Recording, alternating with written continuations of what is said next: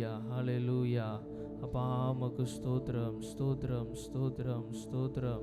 ஹalleluya ஹalleluya ஹalleluya. அப்பா உமக்கு நன்றி நன்றி நன்றி நன்றி. ஹalleluya ஹalleluya ஹalleluya.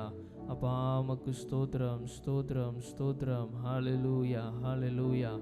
அவர் நேற்றும் இன்றும் என்றும் மாறாதவராக இருக்கிறார். அந்த தேவன் நம்மை இம்மட்டும் நடத்தி வந்திருக்கிறாரே. இந்த மாதத்தின் கடைசி ஞாயிற்றுக்கிழமையிலும் கால வேளையிலே அவருடைய சமூகத்தில் ஒன்று கூடி அவரை ஆராதிக்க தேவன் தந்திருக்கிற நல்ல கிருபைகளுக்காய் கர்த்தருக்கு நன்றி செலுத்துவோம். ஹalleluya ஹalleluya ஹalleluya. அப்பா உமக்கு ஸ்தோத்திரம் ஸ்தோத்திரம் ஸ்தோத்திரம். ஹalleluya ஹalleluya ஹalleluya. அப்பா உமக்கு நன்றி அப்பா, நன்றி செலுத்துகிறோம் நன்றி செலுத்துகிறோம் நன்றி செலுத்துகிறோம். ஹalleluya ஹalleluya ஹalleluya. அப்பா உமக்கு ஸ்தோத்திரம் ஸ்தோத்திரம் ஸ்தோத்திரம் ஸ்தோத்திரம். ஹalleluya ஹalleluya ஹalleluya. தகப்பனே உமக்கு நன்றி செலுத்துகிறோம் நன்றி செலுத்துகிறோம் நன்றி செலுத்துகிறோம். அப்பா நீர் பரிசுத்தர் பரிசுத்தர் பரிசுத்தர் தகப்பனே. அப்பா உமக்கு ஸ்தோத்திரம். நாங்களும் இந்த கால வேளையில் பரிசுத்தமுள்ளவர்களாய் காணப்பட எங்களுக்கு உதவி செய்தருளுவீராக. எங்களை கழுவி பரிசுத்தப்படுத்துவீராக, தகுதிப்படுத்துவீராக. ஆண்டவரே உமக்கு ஸ்தோத்திர. பரிசுத்தத்தோடுமே நாங்கள் ஆராதிக்க ஆண்டவரே எங்களுக்கு உதவி செய்தருளுவீராக தகப்படே. ஹalleluya ஹalleluya. எங்கள் மத்தியிலே அசைவாட விரும்புகிற தெய்வம் நீர் ஆண்டவரே. அப்பா உமக்கு ஸ்தோத்திரம். நீர் எங்கள் மத்தியிலே அசைவாடுகிறதற்கு ஆண்டவரே, உலாவுகிறதற்கு தடையாக இருக்கிற எல்லா காரியங்களையும் எங்களை விட்டு எடுத்து போடுங்க ஆண்டவரே. எங்களை நீர் தகுதிப்படுத்துவீராகப்பா. ஹalleluya ஹalleluya. உம்முடைய கண்களுக்கு முன்பதாக நாங்கள் குற்றமற்றவர்களாய் காணப்பட எங்களுக்கு உதவி செய்தருளுங்கப்பா. ஹalleluya ஹalleluya. அப்பா உமக்கு ஸ்தோத்திரம் ஸ்தோத்திரம் ஸ்தோத்திரம். சர்வ வல்லவர் நீர் தகப்படே. ஹalleluya. சாவாமை உள்ளவர் நீர் தகப்படே. முந்தினவரும் பிந்தினவருமாயிருக்கிறவர் நீர் தகப்படே. அப்பா உம்முடைய பிரசன்னத்தினால் இந்த கால வேளையிலே எங்களை நிரப்புவீராகப்பா. இந்த ஆரம்ப ஜப வேளையிலே உம்முடைய மகிமையின் பிரசன்னம் எங்கள் மத்தியிலே நிறைவாய் இறங்கட்டும். ஹalleluya ஹalleluya. எல்லாவற்றிலும் நீர் மேலானவர், எல்லோரிலும் பெரியவர், சகலவற்றையும் சிருஷ்டித்தவர், சர்வத்தில் உயர்ந்தவர். எல்லாவற்றிலும் நீர் மேலானவர், எல்லோரிலும் பெரியவர், சகலவற்றையும் சிருஷ்டித்தவர், சர்வத்தில் உயர்ந்தவர். உம்மை போல் வேறொரு தேவனில்லை, நீரே நீர் மாத்திரமே. உம்மை போல் வேறொரு தேவனில்லை, நீரே நீர் மாத்திரமே. பரிசுத்தர் பரிசுத்தர் பரிசுத்தரே, பரிசுத்தர் பரிசுத்தர் பரிசுத்தரே, பரிசுத்தர் பரிசுத்தர் பரிசுத்தரே, பரிசுத்தர் பரிசுத்தர் பரிசுத்தரே. நீரே நீர் மாத்திரமே, நீரே நீர் மாத்திரமே, நீர் மாத்திரமே, நீரே நீர் மாத்திரமே, நீரே நீர் மாத்திரமே. உம்மை போல் வேறொரு தேவனில்லை, நீரே நீர் மாத்திரமே. அவரை பார்த்து சொல்லுவோம், உம்மை போல் வேறொரு தேவனில்லை, நீரே நீர் மாத்திரமே. பரிசுத்தர் பரிசுத்தர் பரிசுத்தரே, பரிசுத்தர் பரிசுத்தர் பரிசுத்தரே, பரிசுத்தர்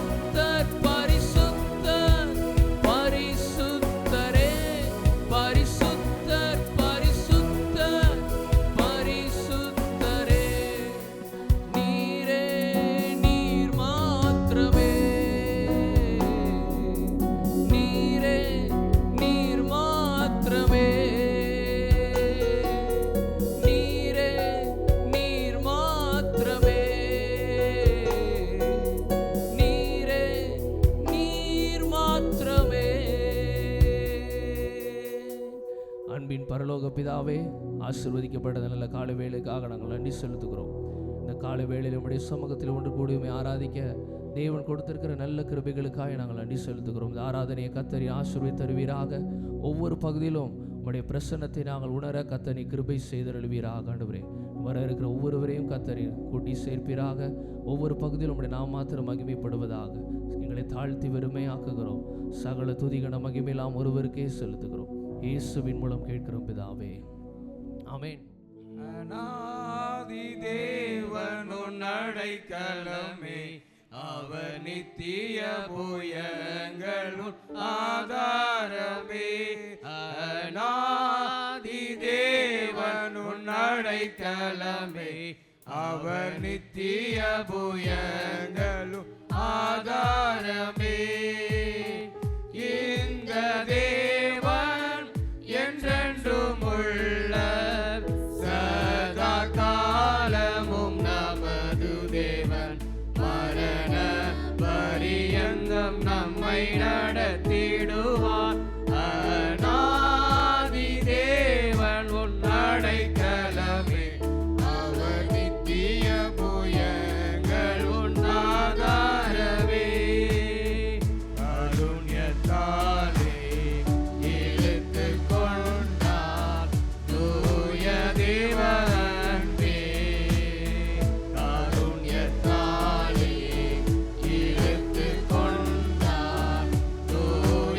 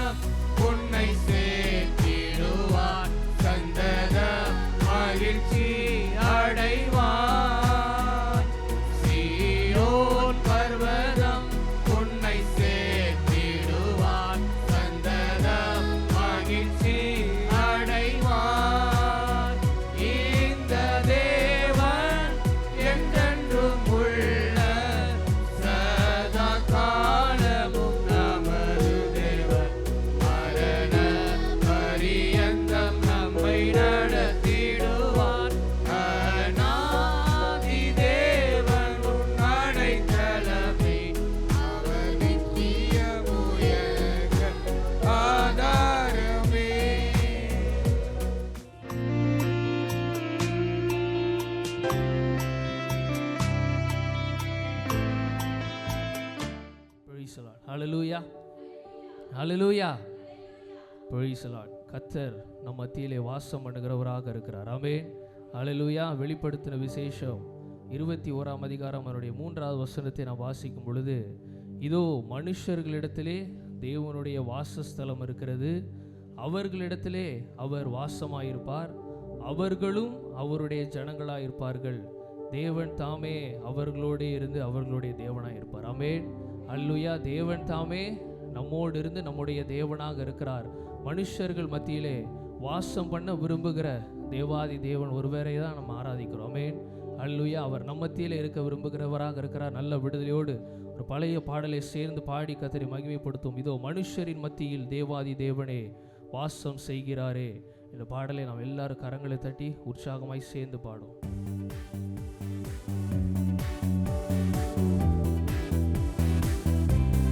நல்ல உற்சாகமாய்.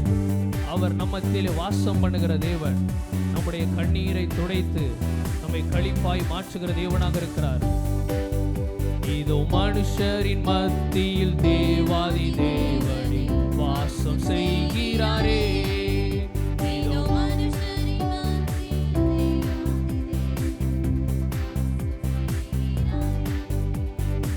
இதோ மனுஷரின் மத்தியில் தேவாதி தேவனே வாசம் செய்கிறாரே. இதோ மனுஷரின் மத்தியில் தேவாதி தேவனே வாசம் செய்கிறாரே. தேவன் தாபரிக்கும் ஸ்தலமே, தம் ஜனத்தாரின் மத்தியிலாம். தேவன் தாபரிக்கும் ஸ்தலமே, தம் ஜனத்தாரின் மத்தியிலாம். தேவன் தாம் அவர்கள் தேவனாயிருந்தே கண்ணீர் யாவையும் துடைக்கிறாரே. தேவன் தாம் அவர்கள் தேவனாயிருந்தே கண்ணீர் யாவையும் துடைக்கிறாரே. இதோ மனுஷரின் மத்தியில் தேவாதி தேவனே வாசம் செய்கிறாரே. இதோ மனுஷரின் மத்தியில் தேவாதி தேவனே வாசம் செய்கிறாரே. தேவ ஆலயமும் அவரே, தூய ஒளி விளக்கும் அவரே. தேவ ஆலயமும் அவரே, தூய ஒளி விளக்கும் அவரே. ஜீவனாலே தம் ஜனங்களின் தாகம் தீர்க்கும் சுத்த ஜீவநதியும் அவரே. ஜீவனாலே தம் வர்களின் தாகம் தீர்க்கும் சுத்த ஜீவநதியும் அவரே. இதோ மனுஷரின் மத்தியில் தேவாதி தேவனே வாசம் செய்கிறாரே. இதோ மனுஷரின் மத்தியில் தேவாதி தேவனே வாசம் செய்கிறாரே. மகிமை நீரை பூரணமே, மகா பரிசுத்த ஸ்தலம் அதுவே. மகிமை நீரை பூரணமே, மகா பரிசுத்த ஸ்தலம் அதுவே. என்றும் துதியுடனே அதன் வாசலுள்ளே எங்கள் பாதங்கள் நிற்கிறதே. என்றும் துதியுடனே அதன் வாசலுள்ளே எங்கள் பாதங்கள் நிற்கிறதே. இதோ மனுஷரின் மத்தியில் தேவாதி தேவனே வாசம் செய்கிறாரே. இதோ மனுஷரின் மத்தியில் தேவாதி தேவனே வாசம் செய்கிறாரே. சீயோனே உன் வாசல்களை ஜீவதேவனே நேசிக்கிறார். சீயோனே உன் வாசல்களை ஜீவதேவனே நேசிக்கிறார். சீர்மிகுந்திடுமே சுவிசேஷந்தனை கூறி உயர்த்திடுவோம் உன்னையே. சீர்மிகுந்திடுமே சுவிசேஷந்தனை கூறி உயர்த்திடுவோம் உன்னையே. இதோ மனுஷரின் மத்தியில் தேவாதி தேவனே வாசம் செய்கிறாரே. இதோ மனுஷரின் மத்தியில் தேவாதி தேவனே வாசம் செய்கிறாரே. முன்னோடியாய் இயேசு பரன் மூளை கல்லாகி சீயோனிலே முன்னோடியாய் இயேசு பரன் மூளை கல்லாகி சீயோனிலே வாசம் செய்திடும் உன்னத சிகரம் அதை வாஞ்சையோடு நாம் நாடிடுவோம். வாசம் செய்திடும் உன்னத சிகரம் அதை வாஞ்சையோடு நாம் நாடிடுவோம். இதோ மனுஷரின் மத்தியில் தேவாதி தேவன் வாசம் செய்கிறாரே. இதோ மனுஷரின் விசுவாசத்தோடு பாடும். அவர் நம்மத்திலே வாசம் பண்ணுகிறவராக இருக்கிறார். நம்முடைய கண்ணீர் யாவையும் துடைக்கிற தேவன், நம்முடைய களிப்பாய் மாற்றுகிற தேவன், தேவாலயத்திலே வாசம் பண்ணுகிறவராக இருக்கிறார். மத்தியில் தேவாதி தேவனே வாசம் செய்கிறாரே. தேவன் தாபரிக்கும் ஸ்தலமே தம் ஜனத்தாரின் மத்தியிலாம். தேவன் தாபரிக்கும் ஸ்தலமே தம் ஜனத்தாரின் மத்தியிலாம். தேவன் தாம் அவர்கள் தேவனாயிருந்தே கண்ணீர் யாவையும் துடைக்கிறாரே. தேவன் தாம் அவர்கள் தேவனாயிருந்தே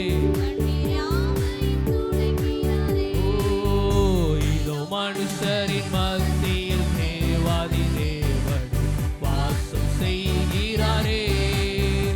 இதோ மனுஷரின் மத்தியில் தேவாதி தேவன் வாசம் செய்கிறாரே. ஹல்லேலூயா, ஹல்லேலூயா.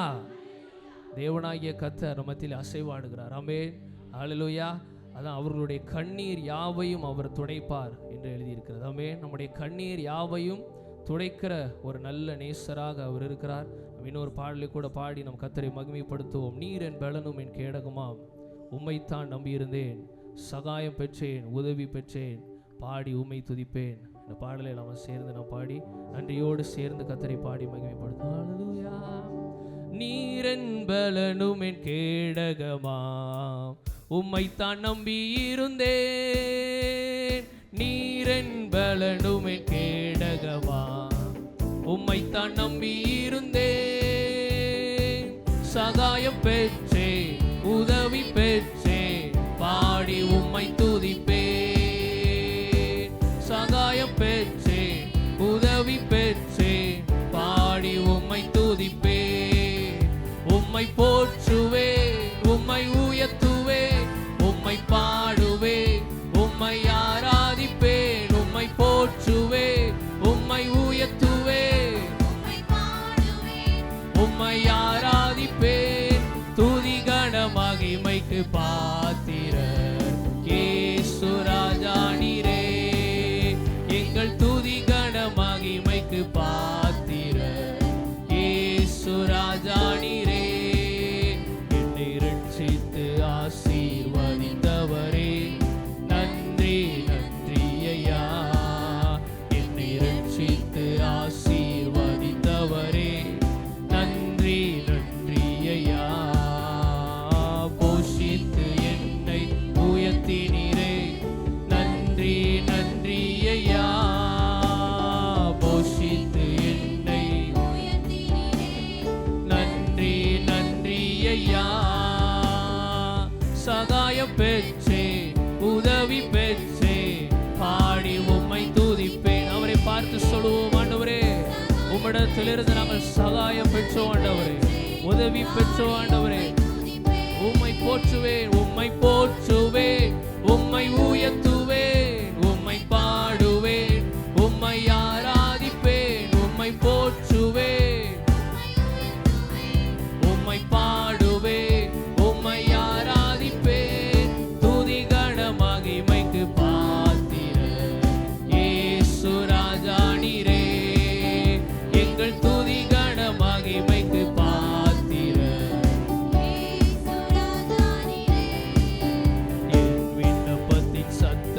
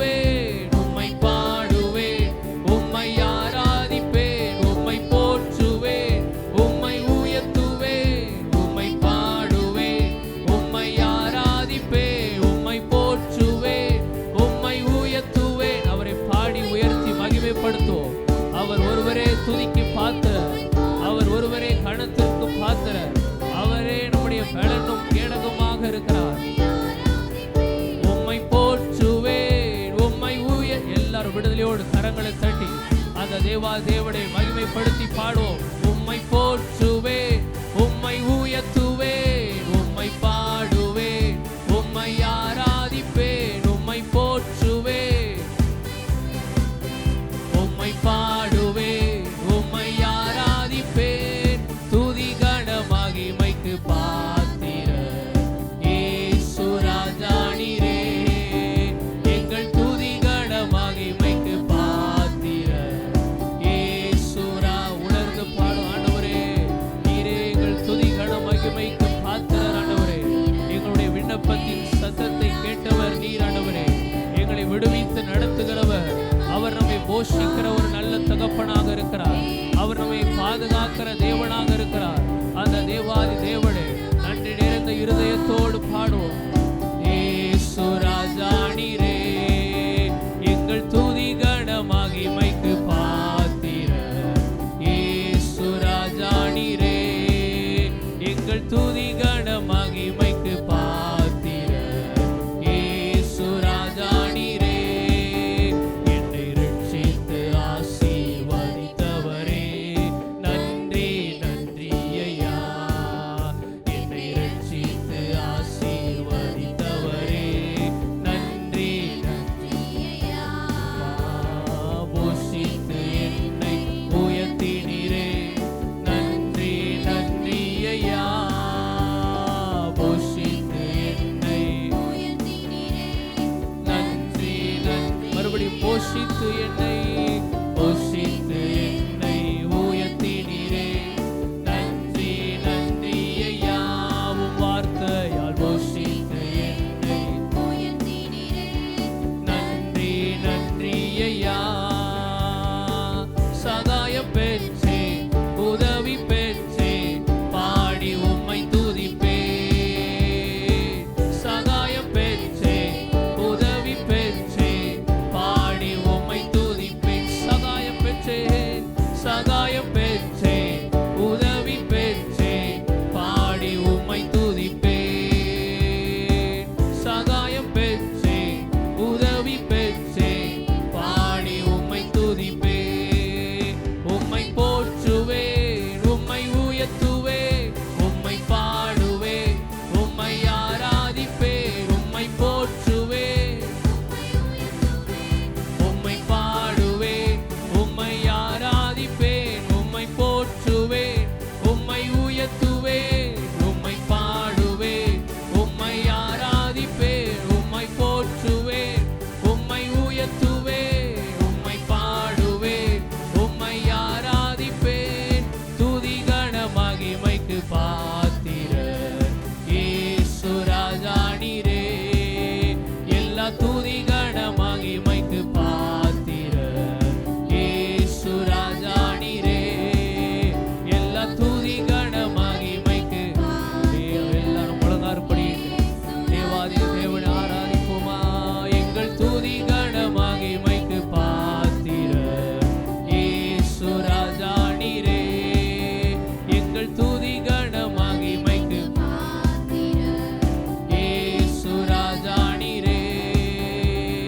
நீரென் பலனுமென் கேடகமாம், உம்மைத்தான் நம்பியிருந்தேன். நீரென் பலனுமென் கேடகமாம், உம்மைத்தான் மறுபடியும் சொல்லும். நீரென் பலனும், நீரென் பலனுமென் கேடகமாம்.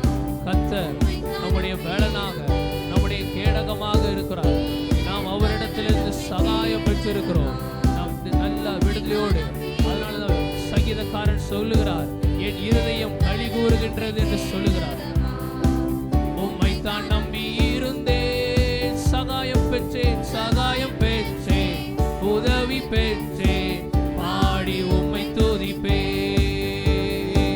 சகாயம் பெற்றேன், உதவி பெற்றேன், பாடி உம்மை துதிப்பேன். சகாயம் பெற்றேன், சகாயம் பெற்றேன், நல்ல விடுதலையோடு அந்த தேவனை மகிமைப்படுத்துங்க. எல்லா சோர்வுகளை தேவன் மாற்றுகிறவராக இருக்கிறார். நன்றி நிறைந்த இருதயத்தோடு தேவன் செய்த நன்மைகளை எண்ணி, ஆண்டவரே நீர் எங்களை நடத்தினீரே நன்றி. அவர் நம்மை போஷித்திருக்கிறதற்காய் நன்றி செலுத்துவோம். அவர் நம்முடைய விண்ணப்பத்தை கேட்டிருக்கிறார், நம்முடைய கண்ணீரை கண்டிருக்கிறார், அவர் நமக்கு விடுதலை தருந்திருக்கிறார். பாடி உம்மை துதிப்பேன், உம்மை போற்றுவேன், உம்மை உயர்த்துவேன், உம்மை பாடுவேன், உம்மை ஆராதிப்பேன், உம்மை போற்றுவேன், உம்மை உயர்த்துவேன், உம்மை பாடுவேன், உம்மை போற்றுவேன். இடைவிடாமல் அவரை ஆராதிக்கும் பொழுது தேவன் நம்முடைய வாழ்க்கையில இன்னும் அதிகமான அற்புதங்களை செய்கிறவராக இருக்கிறார். இடைவிடாத கிருபைகளால் நம்மை நிரப்புகிறார். ஒவ்வொரு நாளும் பலப்படுத்துகிறவராக இருக்கிறார். இன்னும் விடுதலையோடு ஆராதிக்க தேவ பிரசன்னம் நம்மத்தில் நிறைவாய் இறங்குகிறது. அவருடைய மகிமையை நாம் உணர முடியும். நம்மை பாடுவேன், உம்மை ஆராதிப்பேன், உம்மை போற்றுவேன், உம்மை உயர்த்துவேன், உம்மை பாடுவேன், உம்மை ஆராதிப்பேன்.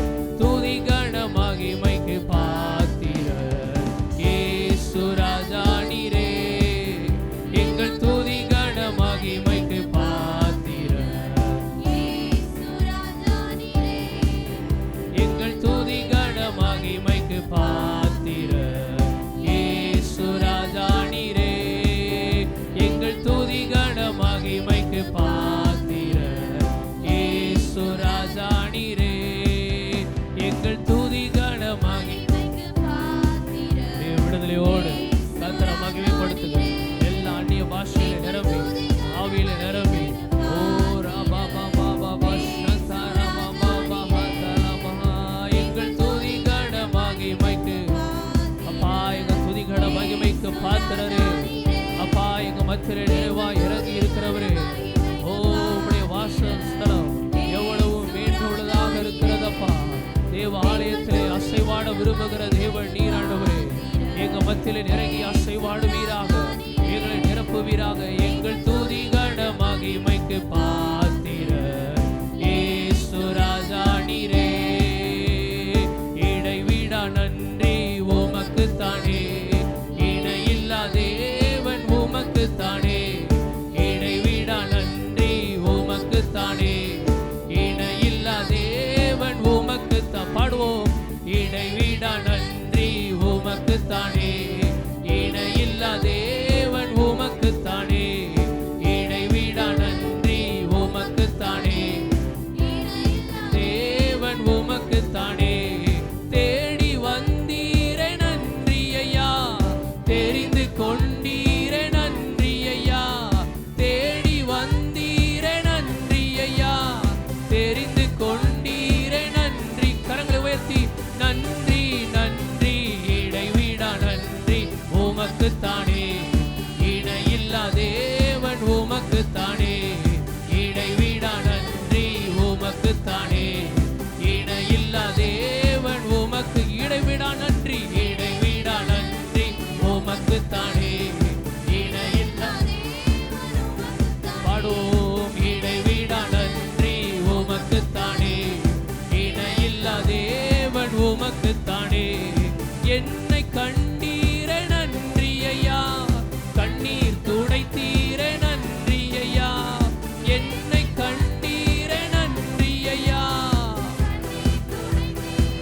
அப்பா எங்களை கண்டீரே, என்னை கண்டீரே நன்றி ஐயா, கண்ணீர் துடைத்தீரே நன்றி ஐயா, என்னை கண்டீரே நன்றி ஐயா, கண்ணீர் துடைத்தீரே நன்றி ஐயா. நன்றி நன்றி, இடைவிடா நன்றி உமக்குத்தானே, இணையில்லா தேவன் உமக்குத்தானே, இடைவிடா நன்றி உமக்குத்தான். இடைவிடாத நன்றி அப்பா, உமக்கே நாங்கள் ஏறெடுக்கிறோங்கப்பா. எங்களை தேடி வந்தீரே, எங்களை தெரிந்தெடுத்தீரே, எங்கள் கண்ணீரை துடைத்தீரே அப்பா, உமக்கே எங்கள் நன்றி அப்பா. ஓ ராபா பாபா சந்தரா பாபா, இடைவிடா நன்றி உமக்குத்தானே, உமக்குத்தானே, இடைவிடா நன்றி உமக்குத்தானே, தேவன் உமக்குத்தானே. நிம்மதி தந்தீரே நன்றி ஐயா, நிரந்தரமானீரே நன்றி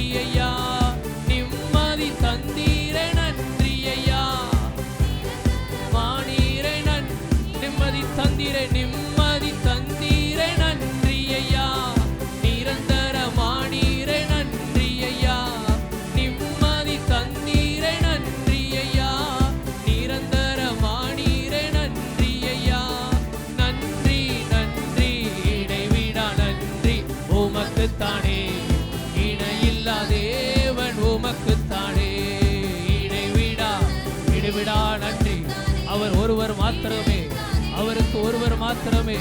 அப்பா உமக்கே எங்கள் நன்றி அப்பா, உமக்கே எங்கள் துதி கன மகிமை. நீர் ஒருவரே பாத்திரர், அவர் ஒருவரே மகிமைக்கு பாத்திரர். அவர் நமக்கு நிம்மதி தந்திருக்கிறார். அவர் நம்முடைய வாழ்க்கையில் நிரந்தரமானவராக இருக்கிறார். அனாதி தேவனாக அவர் இருக்கிறார். அவர் சதா காலங்களில் நம்முடைய தேவனாக இருக்கிறார். மரண பரியந்தம் நம்மை நடத்துகிறவராக இருக்கிறார். இடைவிடா நன்றி உமக்குத்தானே, இணையில்லா தேவன் உமக்குத்தானே. இடைவிடா நன்றி. ஓரா பாபா பாபா சந்தாரா பாபா ஆமே.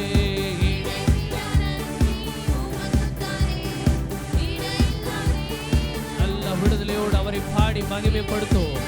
ஓரா பாபா தலவா சந்தாரா பாபா ஹல்லேலூயா.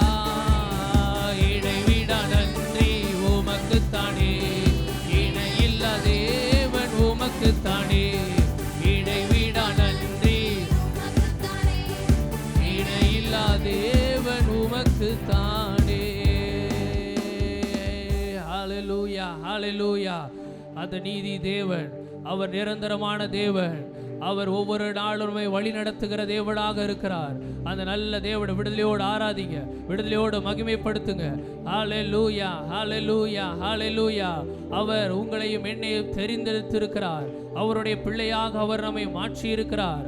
அந்த தேவனுக்கு மகிமை செலுத்துங்க, மகிமை செலுத்துங்க, மகிமை செலுத்தும். ஹல்லேலூயா ஹல்லேலூயா.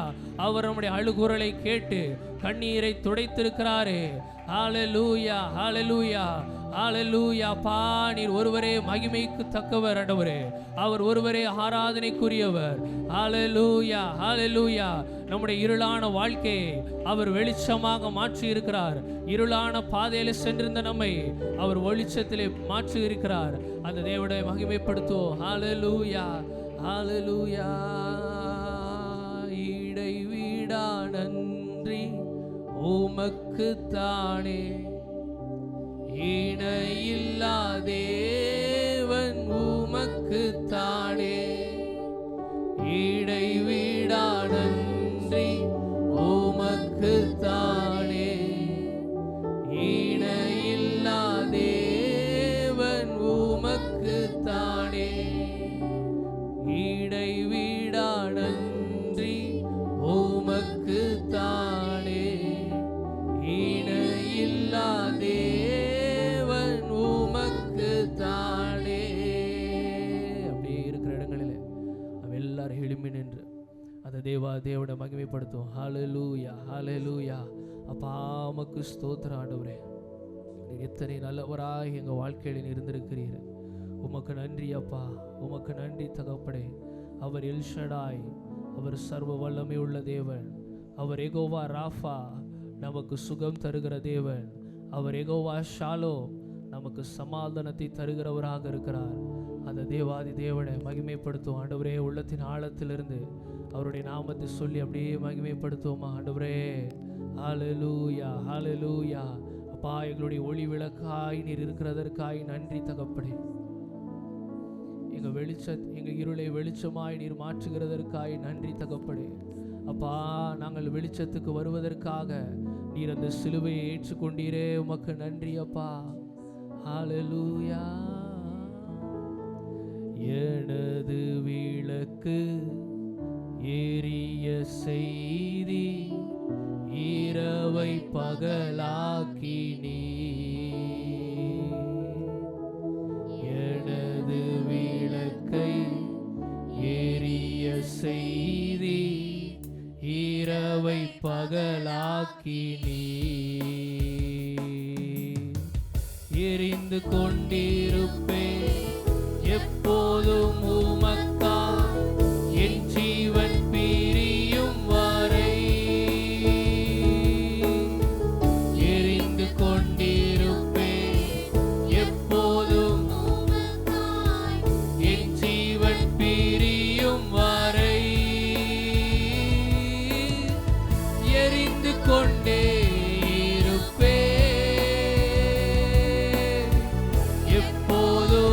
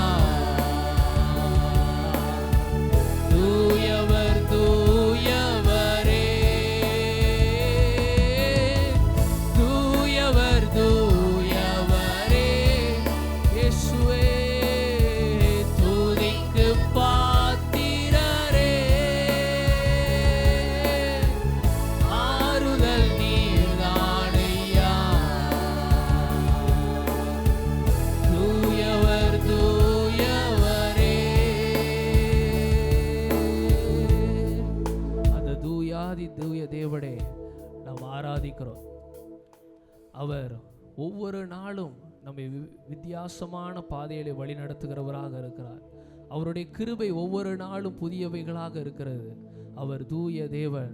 அவர் நம்முடைய துதிக்கு பாத்திரராக இருக்கிறார். அதே போல நம்முடைய கேடகமாக, நம்முடைய மறைவிடமாக, நம்முடைய துருகமாக, நம்முடைய கோட்டையாக, நம்முடைய கண்மலையாக அவர் இருக்கிறார். அவர் பாதுகாக்கிற ஒரு நல்ல தகப்பன். ஒவ்வொரு நாளும் நம்மை பாதுகாக்கிறவராக இருக்கிறார். ஒவ்வொரு நாளிலும் அவருடைய கிருபையை தந்து நம்மை வழி நடத்துகிறவராக இருக்கிறார். அப்பா, நாங்கள் கூப்பிடுகிற பொழுதெல்லாம் எங்களுக்கு பதில் தருகிற நல்ல தகப்பனாக அவர் நமக்கு இருக்கிறார். இந்த வேளையில் அவரை பார்த்து சொல்லுவோம், ஆண்டவரே, நாங்கள் நம்புகிற கேடகம் நீங்க ஆண்டவரே, எங்களை விடுவிக்கிற தெய்வம் நீங்க ஆண்டவரே. அப்படியே அறிக்கையிடுங்க, நாவே சொல்லி அறிக்கையிடுங்க. அப்பா, நாங்கள் நம்பும் தெய்வம் நீங்க ஆண்டவரே. அப்பா, எங்களை விடுவிக்கிற தெய்வம் நீங்க ஆண்டவரே. அப்பா, உமக்கு ஸ்தோத்திரம். நீர் மாத்திரமே எங்களை விடுவிக்க முடியும் ஆண்டவரே. நீர் மாத்திரமே எங்களுக்கு மறைவிடமாக இருக்க முடியும் ஆண்டவரே. நீர் மாத்திரமே எங்களுக்கு உறைவிடமாக இருக்க முடியும் ஆண்டவரே. உம்மாலே மாத்திரமே எங்களுக்கு பாதுகாப்பு ஆண்டவரே. உம்முடைய சிறகுகளின் நிழலிலே எங்களை மறைத்து வைத்திருக்கிறீர் ஆண்டவரே. அப்பா, உம்மையே நாங்கள் ஆராதிக்கிறோம் ஆண்டவரே. ஹல்லேலூயா. நான் நம்பும் கேடகம், விடுவிக்கும் தெய்வம் நீர்தான், நீர்தானையா. நான் நம்பும் கேடகம். விசுவாசத்தோடு சொல்லுங்க, வாயினால் அறிக்கையிடுங்க. ஆண்டவரே, நாங்கள் நம்புகிற தெய்வம் நீங்க ஆண்டவரே. என்னை விடுவிக்கிற தெய்வம் நீங்க தான் ஆண்டவரே. அறிக்கையிடுங்க. ஓ ராமா சதாராமா ரிபாலா காத்தியா கோரே. நல்ல சத்தத்தை உயர்த்தி, நான் நம்பும் கேடகம், விடுவிக்கும் தெய்வம் நீர்தான், நீர்தானையா. தூயவர், தூயவர், துதிக்கு பாத்திர, ஆறுதல் நீர்தானையா. தூயவர், துதிக்கு பாத்திர, ஆறுதல் நீர்தானை. மறுபடியும் சொல்லுவோம், தூயவர், தூயவர், தூயவர், தூயவர், துதிக்கு பாத்திர, ஆறுதல் நீர்தானையா. தூயவர், தூயவர், ஆறுதல் இயேசுவே. தூயவர், தூயவரே, எங்கள் துதிக்கு பாத்திரரே, ஆறுதல் நீர்தானையா. தூயவர், தூயவரே, தூயவர், தூயவர். அந்த தூய தேவனை நாம் ஆராதிக்கிறோம். அவர் நமக்கு ஆறுதலாக இருக்கிறவராக இருக்கிறார்.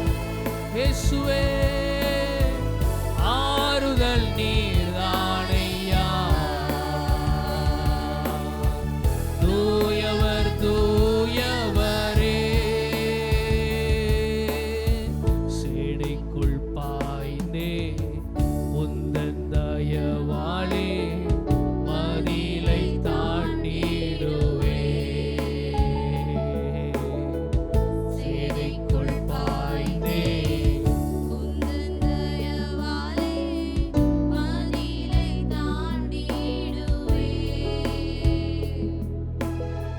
புகழ்ந்து பாடுவே, உம்மையே உயர்த்துவே, உயிர் வாழும் நாட்களெல்லாம். புகழ்ந்து பாடுவே, உம்மையே உயர்த்துவே, உயிர் வாழும் நாட்கள. புகழ்ந்து பாடுவே, புகழ்ந்து பாடுவே, உம்மையே உயர்த்துவே, உயிர் வாழும் நாட்களெல்லாம். புகழ்ந்து பாடுவே, உம்மையே உயர்த்துவே,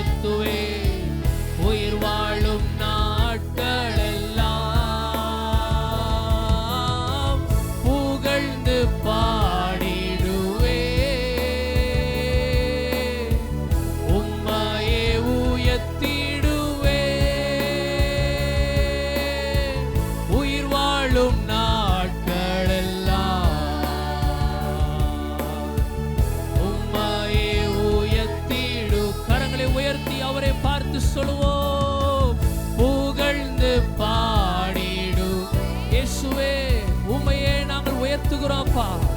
ஆண்டவரே, உம்மையை நாங்கள் புகழ்ந்து பாடுகிறோம் தகப்பனே. உயிர் வாழும் நாட்களெல்லாம் உம்மையே உயர்த்திடுவே.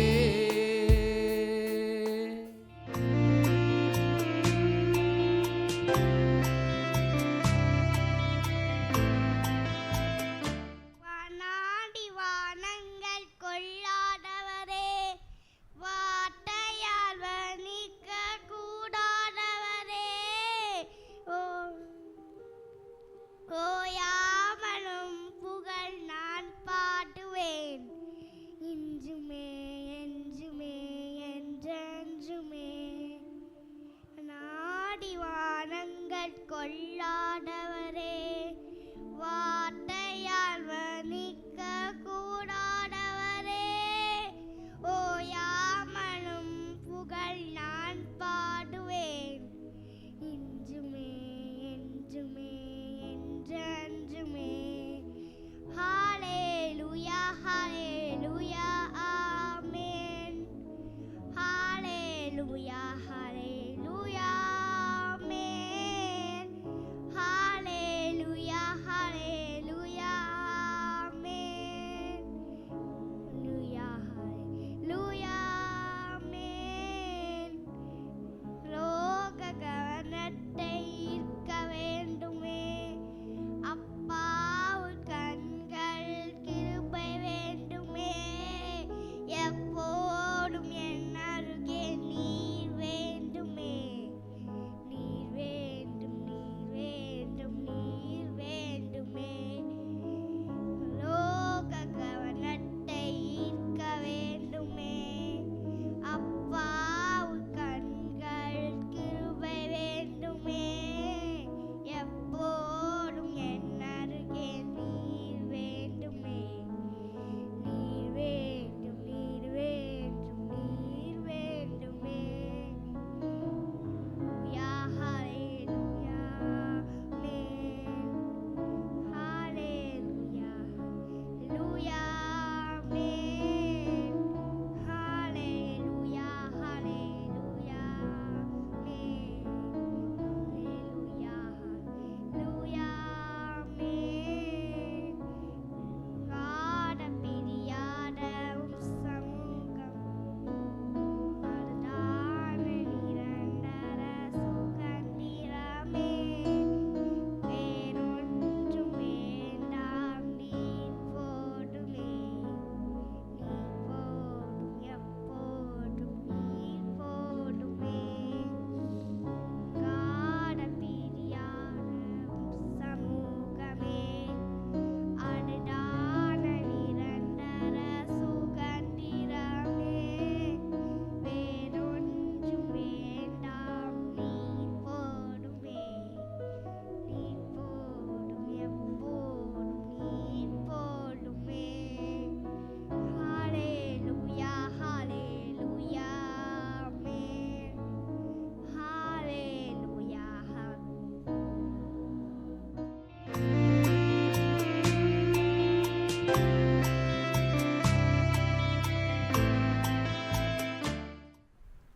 இந்த நாளின் செய்தி தலைப்பு, தவறான காரியத்திற்கு இசைந்து போகாதீர் அல்லது தவறான காரியத்துக்கு இசையாதீர்.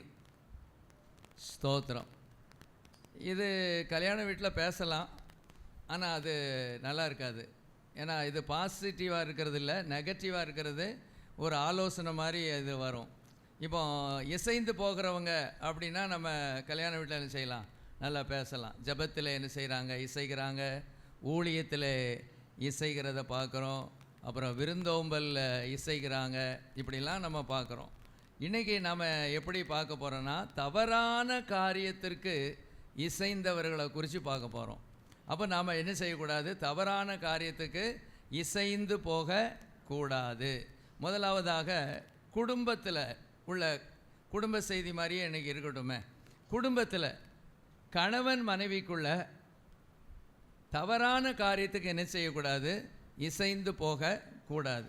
ஒரு கணவர் ஒரு தவறான காரியத்தை சொல்கிறாருன்னா உடனே மனைவி சிங்சாங் என்ன செஞ்சிடக்கூடாது, அடிச்சிடக்கூடாது. சரிதான், நீங்கள் சொல்கிற சரிதான், இப்போ செஞ்சிட வேண்டியதான், நாளைக்கே போய் செஞ்சுருங்க, முடிஞ்ச இப்போவே போய் செஞ்சுருங்க, இப்படிலாம் நம்ம என்ன செய்யக்கூடாது சொல்லாமல், வேதவசனம் என்ன சொல்லுது, கர்த்தர் நம்மிடத்தில் என்ன எதிர்பார்க்கிறார் என்பதை அறிந்து, அதாவது கணவனுக்கோ அல்லது மனைவிக்கோ நம்ம நல்ல ஆலோசனை கொடுத்து கோபத்தை தணிக்கிறவங்களா, அல்லது தவறான காரியத்தை ஒருவேளை கணவர் செய்ய போனால் அதை தடுத்து நிறுத்துகிறவங்களா, இப்படி மனைவி என்ன செய்யணும், இருக்கணும். ஒருவேளை கணவன் வந்து ரொம்ப கோபமாக இருக்காருன்னு வச்சுக்கோங்களேன், 2ல் 1 நான் பார்த்தே தீருவேன், ஏதாவது ஒன்று நான் பண்ண போகிறேன் அப்படின்னு சொன்னால், எப்பா வீட்டுக்கு வீடு வாசப்படிப்பா, நீங்கள் இப்படி செய்ய வேண்டாம், அவசரப்பட வேண்டாம், இப்படி நம்ம செய்கிறதுனால நமக்கு என்ன லாபம், அல்லது இப்படி நம்ம செய்கிறதுனால தேவன் நம்ம குறித்து வருத்தப்படுவார், அதனால் கொஞ்சம் சாந்தி அடைங்க, உங்கள் ஆத்மா கொஞ்சம் என்ன செய்யட்டும், சாந்தி அடைக்கட்டும், அமைதலாக இருங்க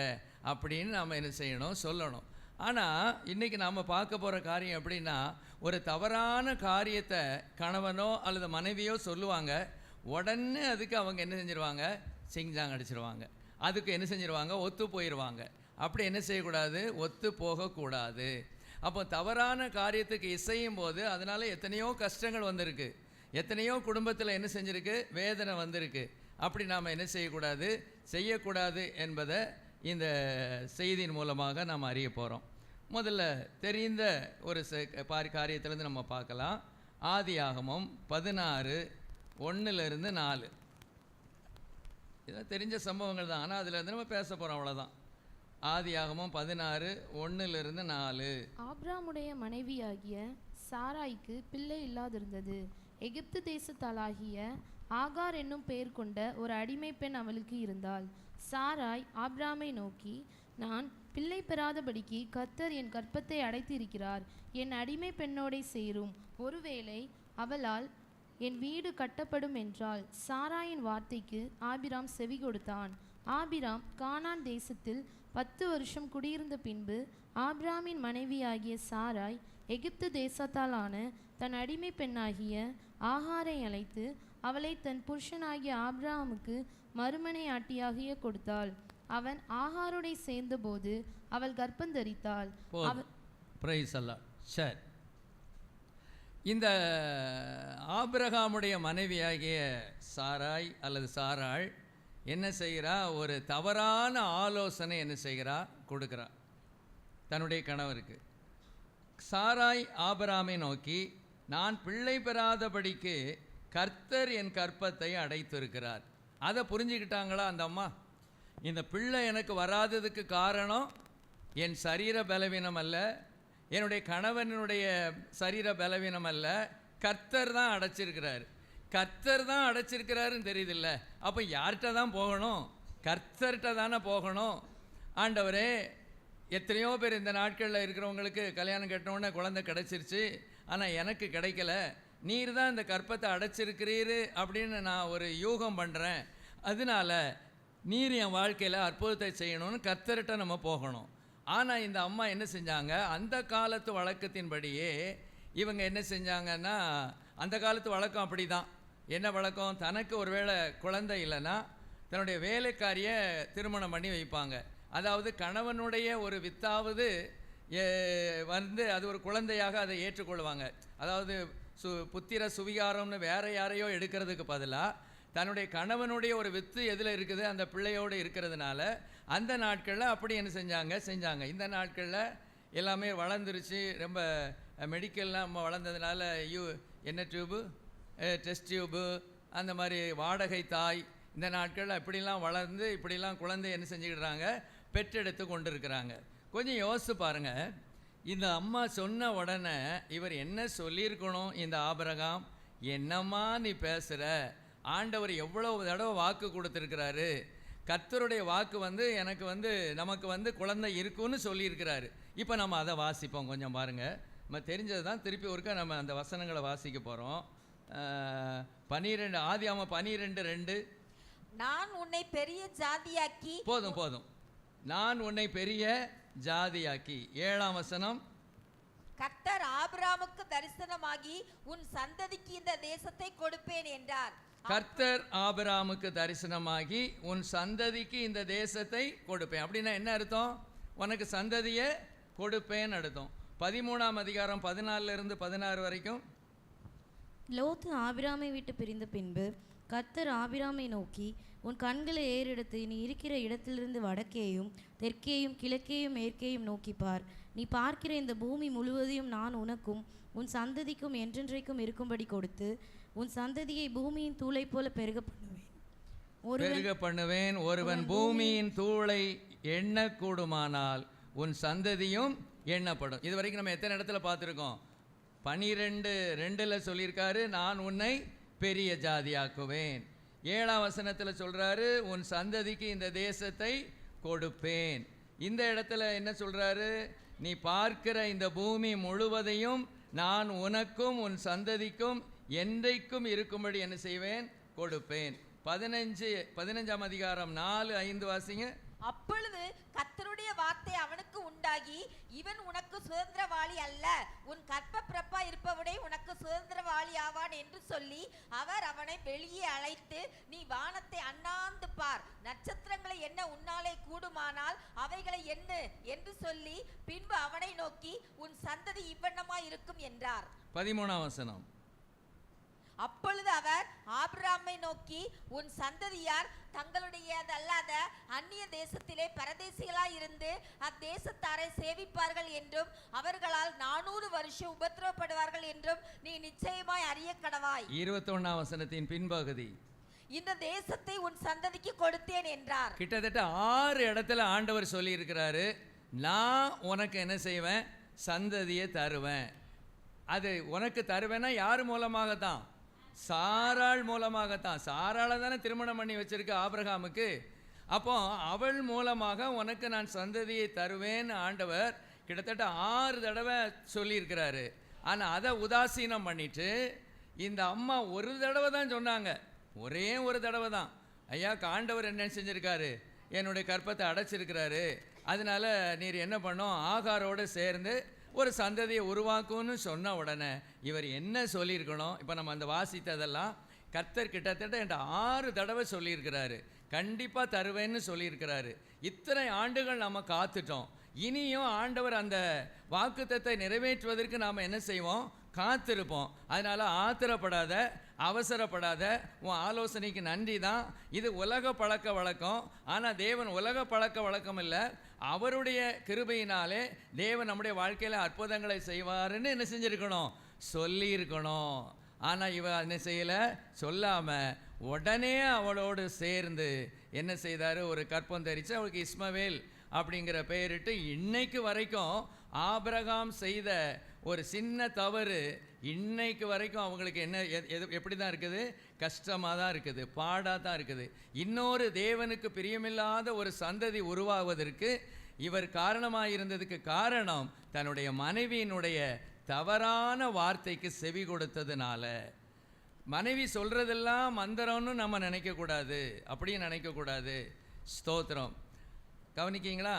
மனைவி ஒரு நல்ல ஆலோசனை சொன்னால் என்ன செய்யலாம்? கேட்கலாம். பைபிள் என்ன சொல்லுது? எல்லாவற்றையும் சோதித்து பார்த்து நலமானதை பிடித்து கொள்ளுங்கள். அப்போ சோதித்து பார்க்குற உரிமை என்ன செய்யுது? 2 பேருக்குமே இருக்குது. ஒருவேளை கணவன் தவறான ஒரு ஆலோசனை கொடுத்தா மனைவி அப்படியே ஏற்றுக்கொள்ளணும்னு இல்லை. அது மனைவியை தவறான ஆலோசனை கொடுத்தா கணவன் ஏற்றுக்கொள்ள வேண்டுங்கிற அவசியம் இல்லை. வசனம் என்ன சொல்லுது?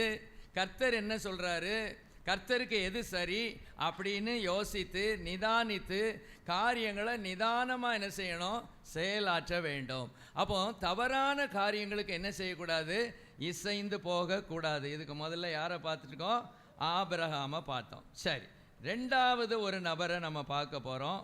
இது சாராள் ஆபிரகாம். அவங்க என்ன தம்பதிகள் அப்படி வச்சுக்கோங்களேன். சாராள் ஆபிரகாம். முதல்ல சொன்னது யாருங்கிறத முதல்ல நான் பேர் சொல்லுவேன். 2வது அதுக்கு ஆமாஞ்சாமி போட்டதை 2வது ஆளாக வச்சுக்கிடுவோம். அப்போ சாராள் ஆபிராம், சாராய் அல்லது ஆபிராம் தம்பதி. இப்போ நம்ம 2வது பார்க்க போகிறது சிரேஷ் ஆமான். சுரேஷ் அல்ல, சிரேஷ். சிரேஷ். இப்போ நம்ம வாசிப்போம் எஸ்தர் 5:14. எஸ்தர் 5:14. அப்பொழுது அவன் மனைவியாகிய சிரேஷும் அவனுடைய சிநேகிதர் எல்லாரும் அவனை பார்த்து, 50 முழ உயரமான ஒரு தூக்கு மரம் செய்யப்பட வேண்டும். அதிலே மொர்தெகாயை தூக்கி போடும்படி நாளைய தினம் நீ ராஜாவுக்கு சொல்ல வேண்டும். பின்பு சந்தோஷமாய் ராஜாவுடனே கூட விருந்துக்கு போகலாம் என்றார்கள். இந்த காரியம் ஆமானுக்கு நன்றாய் கண்டதினால் தூக்கு மரத்தை செய்வித்தான். உடனே அவ்வளோதான். எது என்ன ஒரு சின்ன யோசனை கூட இல்லை. அங்கே பாருங்க, அப்பொழுது அவன் மனைவியாகிய சிரேஷும் அவனுடைய சிநேகிதர் எல்லாரும் அவனை பார்த்து 50 முழ உயரமான ஒரு தூக்கு மரம் செய்யப்பட வேண்டும். அதிலே மொர்தெகாயை தூக்கி போடும்படி நாளைய தினம் நீ ராஜாவுக்கு சொல்ல வேண்டும். பின்பு சந்தோஷமாய் ராஜாவுடனே கூட விருந்துக்கு போகலாம் என்றார்கள். எந்த மறுப்பும் இல்லை. ஏன் செய்யணும்?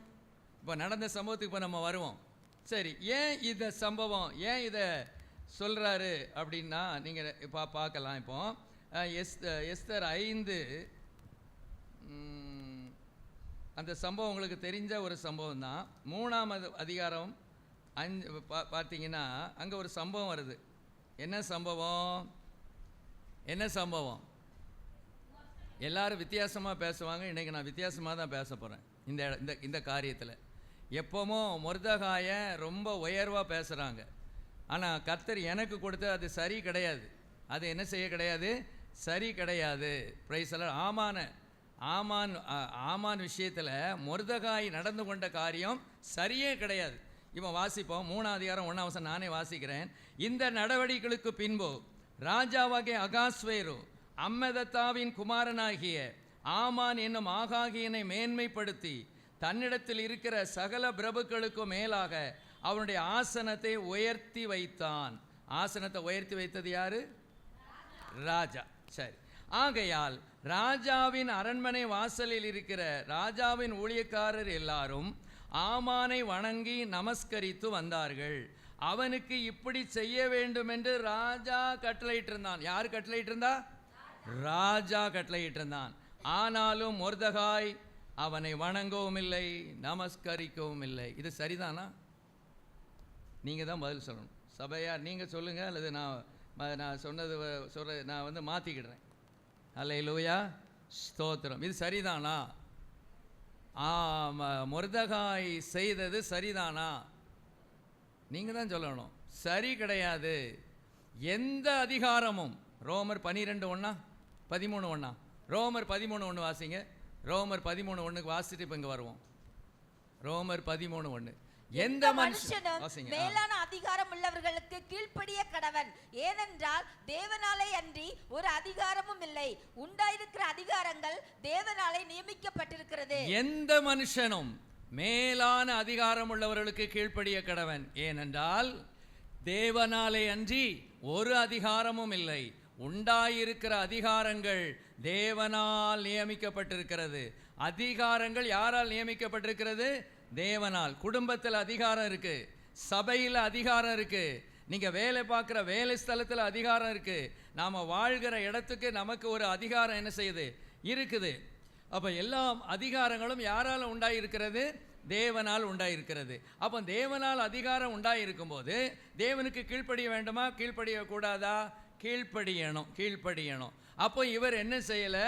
கீழ்ப்படியலை. அதை நம்ம ஏற்றுக்கொண்டு தான் ஆகணும். மொர்தெகாய் ராஜாவின் கட்டளைக்கு என்ன செய்யலை? கீழ்ப்படியலை. அதில் எந்த பிரச்சனையும் இல்லை.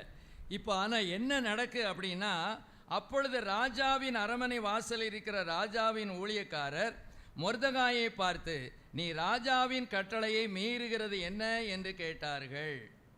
இப்படி அவர்கள் நாளுக்கு நாள் அவனுடனே சொல்லியும் அவன் தங்களுக்கு செவிகொடாத போது தான் யூதன் என்று அவன் அவர்களுக்கு அறிவித்திருந்தபடியால் மொர்தெகாயின் சொற்கள் நிலை நிற்குமோ என்று பார்க்கிறதற்கு அதை ஆமானுக்கு அறிவித்தார்கள். இனிமேல் இதில் இன்னொரு பாயிண்ட்டும் வருது. இது போட்டு கொடுக்கிறது. என்ன கொடுக்கிறது? ஆமானுக்கு இதை பற்றி தெரியவே தெரியாது. எல்லாரும் வணங்குறாங்க, அப்போ இவர் வணங்குறாருன்னு நினச்சிட்டு அவர் பாட்டு போயிட்டே இருக்காரு. இவர் வணங்கலைன்னு சொல்லி ஒரு குரூப் என்ன செய்யுது? போட்டு கொடுக்குது. இன்னைக்கு போட்டு கொடுத்தே மற்றவங்களை கெடுக்கிற சில கூட்டங்கள் இருக்குது. சபையிலும் இருக்குது, சமுதாயத்திலும் இருக்குது. ஸ்தோத்திரம். அப்படி மற்றவங்கள் கெட்டு போவார்கள் என்று அறிந்தால் இவன் பரவாயில்ல, இவங்களுக்கு அதை பற்றி ஒன்றும் இல்லை. ஆனால் நீங்களும் நானும் சில காரியங்களை அறிந்திருந்தாலும் தவறான காரியங்களை நம்ம அறிந்திருந்தாலும் இந்த காரியத்தை சொல்றதுனால இந்த ஒரு நபர் பாதிக்கப்படுவார், இந்த ஒரு குடும்பம் பாதிக்கப்படும் இருந்தா நாம சொல்லவே கூடாது. இதை ஞாபகம் வச்சுக்கோங்க. அவங்க செஞ்சது பெரிய பாவமாக கூட இருக்கட்டும், அதை பற்றி அக்கறையே இல்லை. ஒரு தேவனுடைய பிள்ளை எப்படி வாழணும்னு கர்த்தர் நமக்கு எழுதி வைத்திருக்கிறார். ஹல்லேலூயா, ஸ்தோத்திரம். என்ன செய்யக்கூடாது? போட்டு கொடுத்து குடும்பத்தை கெடுத்துடக்கூடாது. அப்படிலாம் கெடுக்கிறவங்க இருக்கிறாங்க. Price the Lord. சொல்லவே கூடாது. எவ்வளவு மோசமான காரியமாக இருந்தாலும் சரிதான், தேவனிடத்தில் சொல்லிட்டு அந்த காரியத்தை என்ன செஞ்சிடணும்? விட்டுறணும். ஆனால் பாருங்க, அவங்க போட்டு கொடுத்துட்டாங்க ஆமான்ட்ட போட்டு கொடுத்ததுனால தான் அங்கே என்ன நடந்தது? ஆமான் மொர்தகாய் தன்னை வணங்கி நமஸ்கரியாததை கண்டபோது மூர்க்கம் நிறைந்தவனானான். இவன் இப்படி மூர்க்கம் நிறைந்தவனாக மாறுவதற்கு காரணம் மொர்தகாய் மாத்திரமல்ல, மொர்தகாயினுடைய குறையை, அந்த ஆமானை வணங்காததை போட்டு கொடுத்து இந்த மூர்க்க நிலைக்கு, அது மாத்திரமல்ல மரண லெவல் வரைக்கும் கொண்டு போயிட்டாங்க. Price the Lord. நம்ம ஈஸியாக ஒரு நபரை ஒன்றும் இல்லாமல் ஆக்குறதுக்கு லீஸாக பிட்டை போட்டு போயிடுறோம். சொல்லுவாங்கல்ல, தீ கொளுத்திட்டு போயிட்டாயா. அவன் போன போகிற என்ன செஞ்சது? வீடே தீப்பிடிச்சு எரியுது. உங்களுக்கு ஈஸியாக இருக்கலாம், நீங்கள் பார்த்து ரசிக்கலாம் அவங்க கஷ்டப்படுகிறத, அவங்களுக்கு சில நஷ்டங்கள் வர்றதை பார்த்து நீங்கள் ரசிக்கலாம். ஆனால் தேவன் ரசிக்க மாட்டார். என்ன என் பிள்ளை நல்லா ஜபந்தான் பண்ணுறா, நல்லா ஊழியெல்லாம் நல்லா செய்கிறாங்க, எல்லாம் நல்லா தான் இருக்குது, ஆனால் இப்படி என் பிள்ளைய போட்டு கொடுத்துட்டாரா? தேவன் ஒரு நாளும் போட்டு கொடுக்க மாட்டாருங்க. எவ்வளோ பெரிய பாவம் செஞ்சாலும் நாம் ஆண்டவர் இன்னொருத்தண்ட போய் சொல்லவே மாட்டார். மனம் திரும்புவதற்காக சொல்லுவார், தீர்க்கதரிசிகிட்ட சொல்லுவார். ஆனால் என்னுடைய குறைய 4 பேர்கிட்ட தெரிகிற மாதிரி சொல்லவே மாட்டார். ஹல்லேலூயா. இதையும் நாம் இந்த இடத்துல நம்ம கற்றுக்கொள்ள வேண்டும்.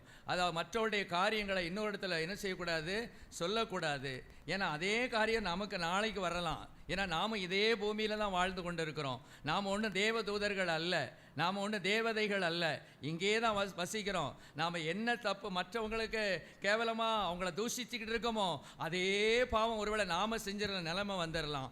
ரொம்ப கவனமாக வாழ வேண்டிய ஒரு நாட்கள். சரி, இப்போ நான் இங்கே வந்துடுறேன். இப்போ இவருக்கு பயங்கர மூர்க்கம் நிறைஞ்சது. மூர்க்கம் நிறைந்தது மாத்திரமல்ல, அந்த 5ஆம் வசனத்தில் 6ஆம் வசனத்தில் பாருங்க, ஆனாலும் மொர்தகாயின் மேல் மாத்திரம் கை போடுவது அவனுக்கு அற்ப காரியமாக கண்டது. மொர்தகாயின் ஜனங்கள் இன்னார் என்று ஆமானுக்கு அறிவிக்கப்பட்டிருந்தபடியால் அகாஸ்வேரின் ராஜ்யம் எங்கும் இருக்கிற மொர்தகாயின் ஜனமாகிய யூதரையெல்லாம் சங்கரிக்க அவன் வகை தேடினான். இதுதான் பிரச்சனை இதுதான். மொர்தகாய்க்கும் இவருக்கு தானே உறவு சரியில்லை, மொர்தகாய்க்கும் ஆமானுக்கும் தானே உறவு சரியில்லை. அதுக்காக அந்த இனத்தையும் அழிப்பேன்னு சொன்னால் அது எப்படி அர்த்தம்? இதெல்லாம் ரொம்ப அதிகமாக இருக்குல்ல. இவருக்கு எவ்வளவோ வாய்ப்பு இருந்துச்சு, என்ன செஞ்சிருக்கலாம் இந்த பிரச்சனையை? சரி, நீங்கள் சொல்லுங்களேன் இந்த பிரச்சனை. ஏன்னா மொர்தகாய் ஆமான் ஒன்றும் தேவனிடத்தில் சொல்ல முடியாது, தேவனுக்கும் ஆமானுக்கும் சம்மந்தம் இல்லை. வேற என்ன செஞ்சிருக்கலாம்? ராஜாட்ட என்ன சொல்லியிருக்கலாம்? சரி இவரை சிறைச்சாலையில் போடுங்கன்னு சொல்லியிருக்கலாம், அப்படி சொல்கிறாங்க. சரி, ராஜாட்ட சொல்லியிருக்கலாம். வேற ஆமான சரி பரவாயில்ல, கொஞ்சம் சொல்கிறீங்க. சரி, இது யூகம்தான். அவரையே கூப்பிட்டு நேரடியாக பேசியிருக்கலாம். நேரடியாக மொர்தகாயை கூப்பிட்டு, மொர்தகாய் இங்கே வாப்பா, எதனால நீ என்னை வணங்க மாட்டேங்க? ராஜா என்னை வணங்கும்படியே சொல்லியிருக்காரு, எல்லாரும் வணங்குறாங்க. ஏன்னா அவருடைய போஸ்ட் அப்படிப்பட்ட ஒரு காவல்காரர் தானே அவர், ஒரு செக்யூரிட்டி தான். செக்யூரிட்டியினுடைய வேலையே என்னதான்? வணக்கம் செலுத்துவது தான். அங்கே போகிற அதிகாரிகளை, அங்கே போகிற ராஜாவை, அங்கே போகிற ஆமான வணங்குறதானே உன் வேலையே. பாதுகாக்கணும், அடுத்தது என்ன செய்யணும்? வணங்கணும். அந்த வணக்கம் கூட நீ செலுத்தலைன்னா அந்த இடத்துல நீ என்ன செய்ய முடியாது? இருக்க முடியாது. அப்போ நேரடியாக கூப்பிட்டு, எதனாலப்பா வணங்கலை, ஏன் என்னை வணங்க மாட்டேங்க? ராஜா சொல்லியிருக்காரு, ராஜாவுக்கு அடுத்த ஸ்தானத்தில் நான் இருக்கேன், 127 நாடுகளுக்கும் நான் 2ஆவதாக இருக்கிறேன். நீ ஆஃப்டர் ஆல் ஒரு செக்யூரிட்டி, நீ செக்யூரிட்டியாக இருந்துக்கிட்டு எனக்கு நீ இந்த கனம் செலுத்தலையே, என்ன விஷயம் அப்படின்னு கேட்டு சிஸ்டர் சொன்ன மாதிரி அதை சமாதானமாக நினைஞ்சிருக்கலாம், முடிச்சிருக்கலாம். அதை அவர் செய்யலை. 2வது என்ன செஞ்சுருக்கலாம் தெரியுமா? இவர் தான் நல்ல பவர் தானே, நல்ல பவர் இவருக்கு இருக்குல்ல. இவர் என்ன செஞ்சுருக்கலாம் தெரியுமா? டிரான்ஸ்ஃபர் கொடுத்துருக்கலாம். ஏன்னா இங்கே இருந்தால் தானே அவர் டெய்லி முகத்தை பார்க்க வேண்டியிருக்கு. அதனால இன்னொரு இடத்துல என்ன செஞ்சிடலாம், இவருக்கு டிரான்ஸ்ஃபர் கொடுத்து நீ அங்கே போய் செக்யூரிட்டி வேலை செய்ப்பா வா அப்படின்னு சொல்லி அதை விட்டுருக்கலாம். அல்லது என்ன பண்ணியிருக்கலான்னா, கண்டுகொள்ளாமல் விட்டுருக்கலாம். என்னத்தை போய் இவன் வணக்கம் போட்டு என்ன, வணக்கம் போடாட்டா என்ன, 1000 பேர் எனக்கு வணக்கம் போடுறான், இதில் ஒருத்தன் எனக்கு வணக்கம் போடலை, சரி போகிறான். இதுதான் அப்படி செஞ்சுட்டு போயிருந்தா அதுவும் நினைஞ்சிருக்காது, பிரச்சனை இருந்திருக்காது. இன்னும் இவங்க சொன்ன மாதிரி ராஜாட்டையும் போய் கம்ப்ளைண்ட் பண்ணியிருக்கலாம். அல்லது ராஜாவே நீர் என்னை ஏற்படுத்தியிருக்கிற, அவன் எனக்கு மரியாதையே கொடுக்க மாட்டேங்கான்னு ராஜாட்ட திருப்பி விட்டுருக்கலாம். எவ்வளவோ வாய்ப்புகள் இருந்தும் அவர் சிம்பிளாக இப்போ அவங்க மனைவி தூண்டி விட்டுட்டா. மனைவியும் அவளோடு இருந்தவங்களும் உடனே என்ன பண்ணிட்டாரு, ஒரு தூக்கு மரத்தை என்ன செஞ்சிட்டாரு, ரெடி பண்ணிட்டாரு. கொஞ்சம் யோசிச்சு பாருங்க, மரியாதை கொடுக்கலங்கிற ஒரே காரணத்துக்காக அவனை கொன்னுடலாமா? கொலை, ஒரு மனிதனுடைய உயிர் அவ்வளவு அற்பமா? எவ்வளவு வாய்ப்புகள் இருந்துச்சு. ஆனால் அவன் அதை செய்யாமல் மனைவியினுடைய தவறான ஆலோசனையை கேட்டு அவர் உடனே என்ன செஞ்சிட்டாரு, 50 முழம் தூக்கு மரத்தை என்ன செஞ்சிட்டாரு, ரெடி பண்ணிட்டாரு. ஆனால் நடந்தது என்னன்னு உங்களுக்கு தெரியும். பிரைஸ் தி லார்ட், ஸ்தோத்திரம். அவர் பாருங்க, இந்த சிரேஷினுடைய ஒரு தவறான காரியம் கடைசியில் என்னாச்சு, அந்த தூக்கு மரத்தில் அவர் யார், அதே ஆமான் என்ன செய்ய வேண்டியிருந்தது, மறிக்க வேண்டியதாக மாறிவிட்டது. யோசித்து பாருங்க. அப்போ பாருங்க, ஒரு தவறான ஆலோசனை ஒரு மனைவி கொடுக்குற வேளையில் அல்லது கணவன் கொடுக்குற வேளையில் அதுக்கு நம்ம இசைந்துடக்கூடாது. எதுக்குமா இப்படி சொல்கிற, அவன் எனக்கு பெரிய ப்ராப்ளம் இல்லையே, அவன் எனக்கு வணக்கம் கொடுக்கல, நான் ஹேண்டில் பண்ணிக்கிடுறேன் அப்படின்ட்டு சிம்பிளாக விட்டுட்டு போயிருக்கலாம். ஆனால் அப்படி செய்யாமல் உடனே மனைவியினுடைய தவறான அந்த காரியத்துக்கு என்ன செஞ்சாங்க, இசைந்தாங்க. சரி, அடுத்தது அப்போஸ்தலர் 5ஆம் அதிகாரம் 1-2 வசனம் வாசிங்க. 1-2. அனனியா என்னும் பெயருள்ள ஒருவனும் அவனுடைய மனைவியாகிய சப்பிராலும் தங்கள் காணியாட்சியை விற்றார்கள். தன் மனைவி அறிய அவன் கிரயத்திலே ஒரு பங்கை வஞ்சித்து வைத்து ஒரு பங்கை கொண்டு வந்து அப்போஸ்தலருடைய பாதத்திலே வைத்தான். Price the lord. அப்போ இந்த இடத்துல முதல்ல நான் யாரை சொல்ல போகிறேன், அனனியா சப்பிராள். அனனியா சப்பிராள். இதுக்கு காரணம் அப்புறம் அந்த நாட்களில் என்ன பண்ணாங்கன்னா, இந்த ஆண்டவருடைய வருகை சீக்கிரமாக இருக்க போகுது அப்படி நினச்சாங்க. ஆண்டவருடைய வருகை ரொம்ப சீக்கிரமாக இருக்க போகுது, ஆகவே நாம் இப்படியே வாழ்ந்துக்கிட்டு இருக்க வேண்டாம், நம்முடைய சொத்தெல்லாம் விற்று என்ன செஞ்சிருவோம், அப்போஸ்தலர் பாதத்தில் கொண்டு வச்சுருவோம், அங்கேயே ஜெபம் பண்ணிட்டு ஆண்டவரை தூச்சிக்கிட்டு ஸ்தோத்திரித்துக்கிட்டு இருப்போம். கர்த்தர் வந்துட்டாருன்னா அப்படி பறந்து என்ன செஞ்சிடலாம், நம்ம போயிடலாம் அப்படின்னு அன்னைக்கு என்ன செஞ்சாங்க, நினச்சாங்க. ஆகவே என்ன பண்ணாங்கன்னா, அந்த சொத்தெல்லாம் என்ன செஞ்சாங்க, விற்று கொடுத்தாங்க.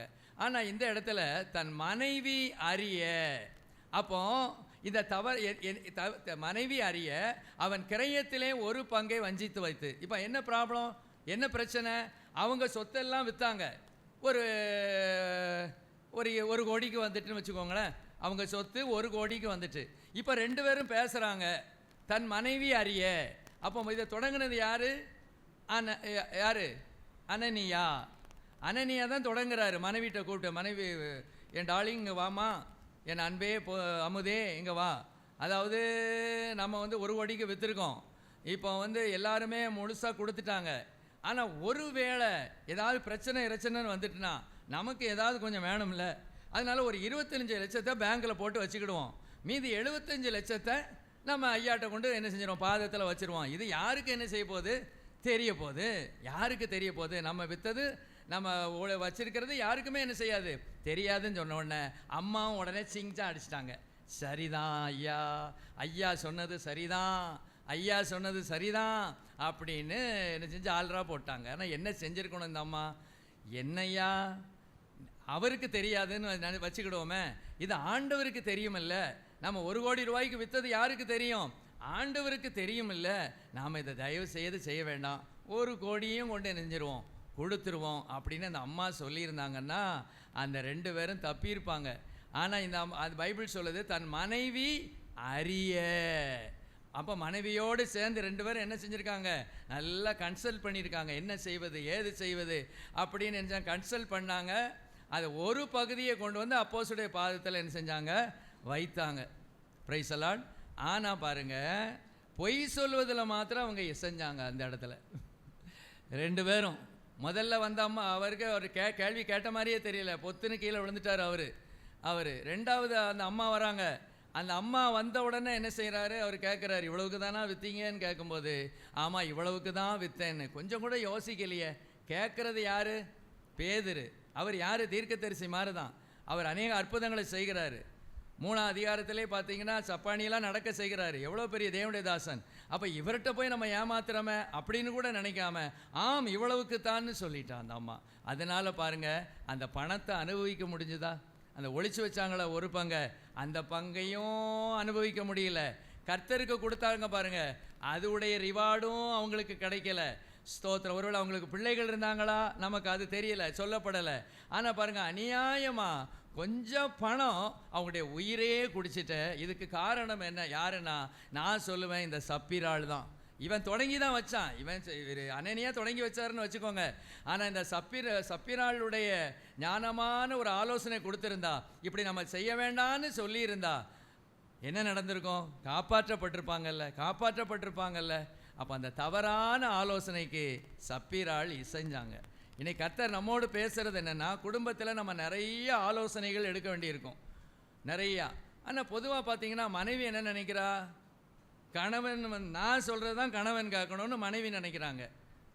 கணவன் என்ன நினைக்கிறாரு, நான் சொன்னதான் மனைவி கேட்கணும் அப்படின்னு நினைக்கிறாங்க. இப்படி 2 பேருக்குள்ள போட்டியும் அதுவும் இல்லாமல் கொஞ்சம் நிதானிச்சு கொஞ்சம் ஜெபத்தில் உட்கார்ந்து, ஏன்னா நீங்களும் நானும் நமக்கு ஆலோசனை கொடுக்கறதுக்கு ஒரு நல்ல தகப்பன் இருக்காரா இல்லையா?